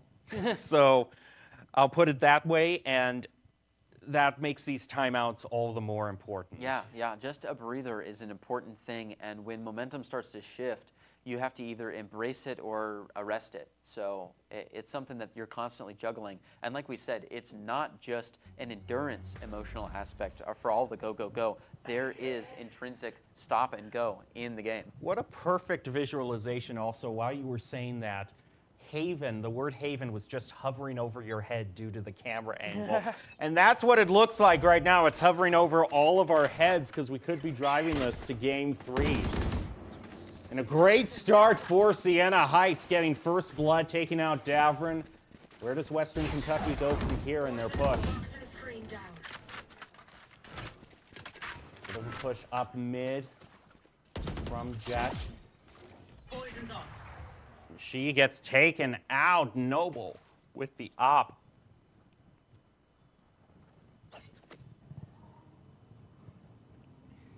A serious split. And Western Kentucky's players here leaving one to kind of just be a pester, be a real bother around A site, while the other two are looking to move this spike up into B territory. A difficult play to play, considering, I mean, you never want to be a 3v5, but keeping things thin on the site where it matters is important. Sure enough, here's that rotation coming out because the attacking side was just not. Oh. There we go. Remaining. Dazai goes down, and so does Vision. It's a tough one. Flawless again. Woo. Sienna Heights taking 2 fast.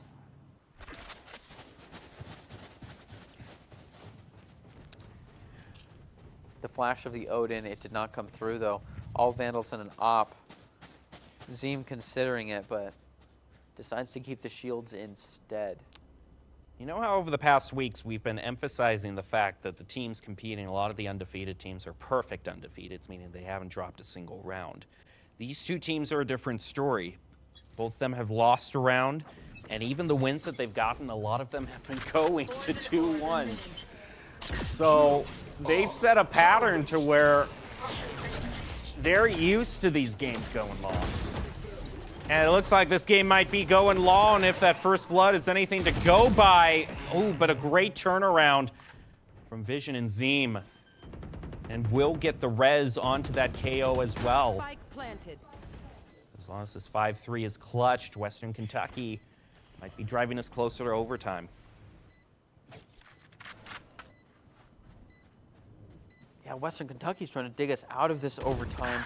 5 players, 1 ult available, playing against 2 here. Davern does find 1. Sona really in an awkward position here. Behind threat of wall, is looking to play against all the jumps of Zeem, and there's that wall we earlier threatened. It is good.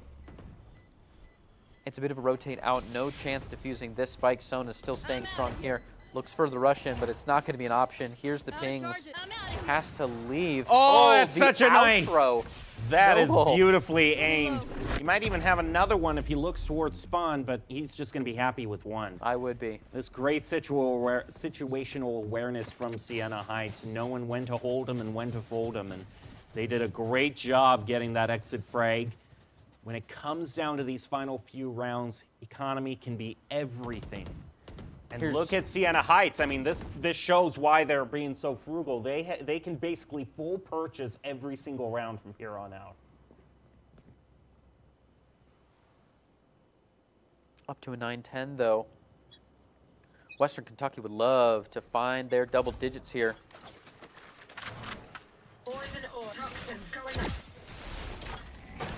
Coming in strong, all the walls and utilities are being dropped. The knife as well, decay, suppress, vulnerable, every single stat. Get this man a jar of milk. My goodness, it's crazy. Everything being tossed out onto A. Hunter's Fury picks up the first, and a double peek is going to get Audi as well. Sona's the next to fall. It's a 5v2. Planted. Western Kentucky looking to tie things up at 10-all. And the Chamber starts diving back with his op. He's been pretty reliable in being cautious, but this time he's going to be going for a flank for his own spawn. The Jet is hiding behind yellow. You've seen Noble with some tricky outros. Is he going to be able to find Dazai, who's only a good sneeze away? Oh, Piggy coming in from the side is going to be shot down immediately upon finding one. And that's it. As soon as they find Noble, So- 10-10. You know how I said Valorant players are an emotional bunch? Well, here at the NACE Starleague studio, you know, we've got a really great studio here at NACE Starleague. A studio that's connected to an esports arena right now. And since it's, you know, match day for NACE Starleague, we have NACE Starleague matches going on near our studio for a bunch of different universities as well. I just heard a Valorant team cheer from a closed door down the hallway past 2 sets of doorways. If that tells you how loud these players can get when it really comes down to it, and how loud I'm sure Western Kentucky and Sienna Heights is right now. Oh boy. The passion is real. And they that's have for a to game we're decide. not even covering yeah. here tonight. Yeah, it's in the air. Oh, all of this. Davern with the jiggle, getting into it. Zeem braving their way through the first wall, but there's so much active, including the dash out. Just a little sniff of that hat. It's not enough. You've got to be pointing at it, and you've got to click. Oh, but he sees it. Zeem holding that corner again, and the harbor wall goes up to smoke him off. Never good when an ally wall to save the team holds in your shot. Tough for the ego. Vision making their way around, could have a daring dive onto the situation as the wall pops down. Sova finds him first. It's tough. Even if he did get it, a trade was well waiting. Davrin, they're coming in for the hunt. It's not quite enough. They do get a trade off. 3v4 though, it could be enough. Piggy coming in for the defuse. The spike diffuser goes down though. Last player standing. Pro stick, but if they've got an open line to you, that's a second diffuser killed. Oh, the zappy fingers! The runaway comes in Oh, it's for going to stick it now! Oh! Western Kentucky! That was one situation where maybe, oh man, well, no, you're on defense too, so even if you got the pick, you would have had to defuse. It was a tough thing. It was all down to the timing. A record-breaking 3 defenders who were defusing were neutralized. 3 in a row, they tried to stick that thing, and they made it to the half once. Oh, the back and forth. My heart is really starting to pound out of my chest right now. These rounds are getting so close and so frantic. Should Sienna Heights win this, will effectively go into overtime, and the team will have to win by 2 rounds from here on out. And look at this. The stakes have been set. Do they want to play it? Ooh, the owl drone. Checking it out. Oh, the smoke integrity. No, it falls down just in time. A single owl drone was able to stave off an entire ultimate, but the ultimate did scare away the team. What a shakeup. Unfortunate repositioning by Noble. He had a great sideline onto the attacker's spawn, and as soon as he rotated, they're now pushing up towards mid. Going to be moving this. The sky also is smoked off. Oh, if only you knew. It drops. Do you get enough information? Harbor Wall's up, though. Zyme gets the first blood. Can Sienna Heights bring this back? They've tied it up 4 apiece. And they just got to wait for this Harbor Wall to drop, and then they'll have a great flank from behind. Noble comes out with a double on the off. Sienna Heights so close, it's 2 apiece. Spike has not been planted. Ults are going to be popped. Viper's Pit, and a double to clench it for Western Kentucky. I could talk about that round for like 10 minutes. That was a storm of perfects where the ult comes out and they back off and the drone decides to come in. It shuts down the smoke. So they think, oh, they totally defused the smoke. We have to move in after that. And they think, oh, there was a smoke there. So they have to rotate around. They have the wall up. And as soon as the wall goes down, there's a second wall that's barely keeping them away from T-Man, finding all 3 who didn't check a corner. They get in, and all the back and forths deal with a man taking down so much of the team that they catch out the side because the man who originally was holding the cave stays there and finds him on the side. That was such a complicated round that barely made it into Western Kentucky's hands, but now they've got the creds to boot, and they're looking into match point. Plan wasting no time with it. Western Kentucky does not want this to go late. Now in Sienna Heights court, they've got to rise to the occasion, and Noble is taken out in the first blood, but Sone evens it up. Still in the possibility, but they're not checking that angle. The back and forth is so intense on the cusp of overtime. Can they find it? The Saints 3 up. They have a player left, but they're under so much pressure. A perfect 180. Will they follow in after? They're going to stick it. They're going to try to stick it, but both of them go down. And the diffuser is taken out. Western Kentucky clenches it 13-10. Oh my goodness.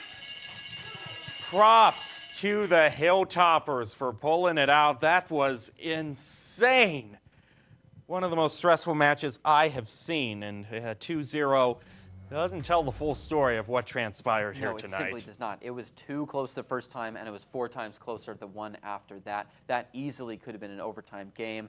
We only barely scraped by, but it was not for the Valorant efforts of both teams. Western Kentucky holding it together, had a crazy last 2 rounds, and even if they had failed that, I'm sure they would have seen a tight fight all the way through the overtime and into the night. Well, we've been talking about breathers so much with the timeouts. I think we need a breather here just based on how that turned out. We'll be back with a post-game discussion to wrap up the night, but we'll leave you just for right now with the highlights from that game brought to you by Mavics Gaming Chairs. Mavics, feel the difference. We'll be back in a few.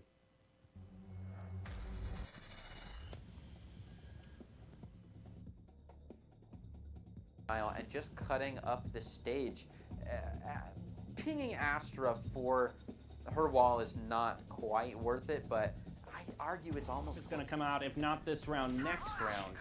So either way, if it's this round or next round, they wanted to make sure they had everything dialed down, and Sona sure does. Gets the double on 8.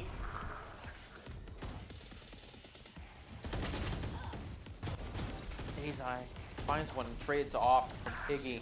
Piggy holding strong in this last corner is going to have a judge to do so with. A great cubby to be in, but keeps peeking the doorways and gets found. A couple of pepper shots, but it's all the distraction that Truman needs to drill. Run guns are on the table. It's a reaching second round feel.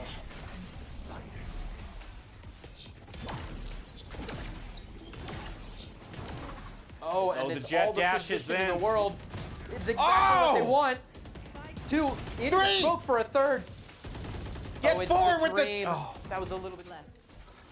they're checking that one angle. Good for them. No one there. Oh, Killjoy thrown down. Keep them at bay. Hunter's Fury in response to get rid of it. Gonna be destroyed. Now coming out with the knives. Gets caught by the Killjoy. Oh. Oh, the collateral with the Filthy. op staring right in the face of a hawk. 5-second collateral op first blood from a jet operating in somebody else's territory. Never heard of that. Vision with the Vandal holding tight, grabs one, spray transfers beautifully. The team is holding.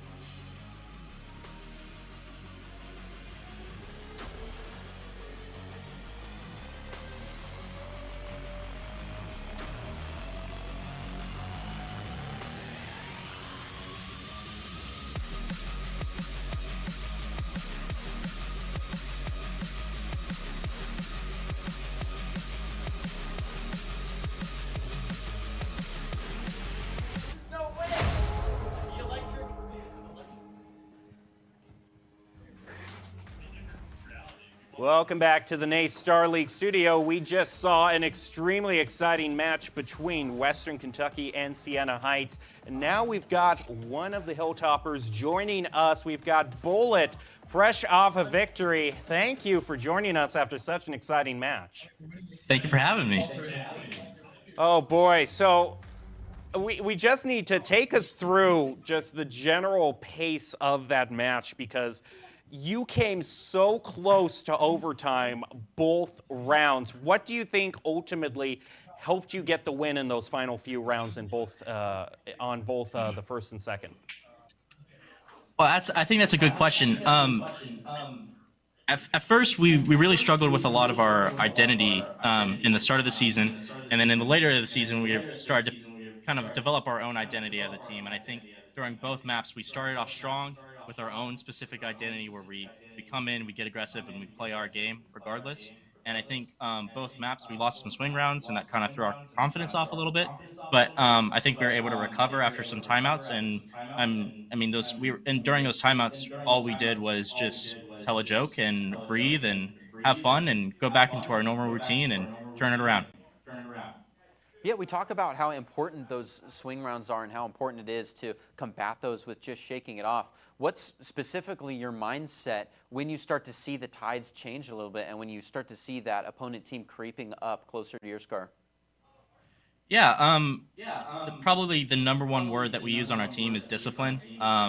In the middle of the round, we'll be, rather than yelling a call out for a specific spot where a player is, sometimes we'll just say breathe. And I think that really helps us with a lot of the swing rounds and kind of keep our mental focus and overall just try to finish the round, but in a more calm manner so that you're not shaky going into the next round and you don't make a careless play in the current round. Well, we'll get you out on this. I just have to bring this in the hindsight of you enjoying a victory, of course. There was just, those rounds lasted so long, it's easy to forget, but at the very beginning of Ascent, we had a little bit of a snafu in Fish Market. Can you tell us what really transpired there? Yeah, I mean, we came in, we played our game, and, the judge is only 1,850 credits, and it's a good gun. I like it a lot. It's one of my favorites. All right. Well, thank you so much. You gave us a great performance. We wish you the best. We're getting close to playoffs, so we wish you the best in your final few rounds of the regular season. Appreciate you.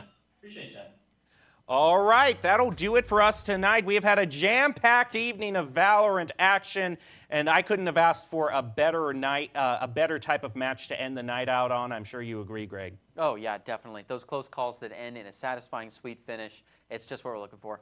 All right, well, you're going to want to join us next week at the same time, same place, if you want to catch more Valorant action. And Thursday, you're going to want to join us at 8 p.m. Eastern Time if you want to catch some Rainbow Six action. But for now, thank you so much for joining us. We'll join you back here next week ourselves at the NACE Starleague studio for Rocket League. But be sure to keep tuned to NACE Starleague over the weekend. Thank you so much for watching. Take care and have a good night. Util hold. Of a loop. Oh, and some shots fired already. Vision feeling a little bit of the damage. 25 of the health gone down, and they are all running in a strong as hell Sona to find that first one with the ghost.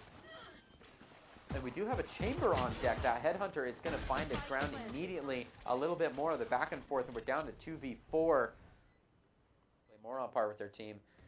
Change up the sealed situation. It looks like they're on the fence about it. I'll just let them decide, and then I'll talk about it. Meanwhile, Siena Heights Saints. Oh. The collateral Filthy. with the op staring right in the... And if that first blood is anything to go by. Oh, but a great... They just got to wait for this harbor wall to drop, and then they'll have a great flank from behind. Noble comes out with a double on the op.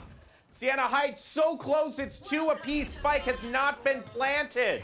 Ults are going to be popped. Viper's Pit, and a double.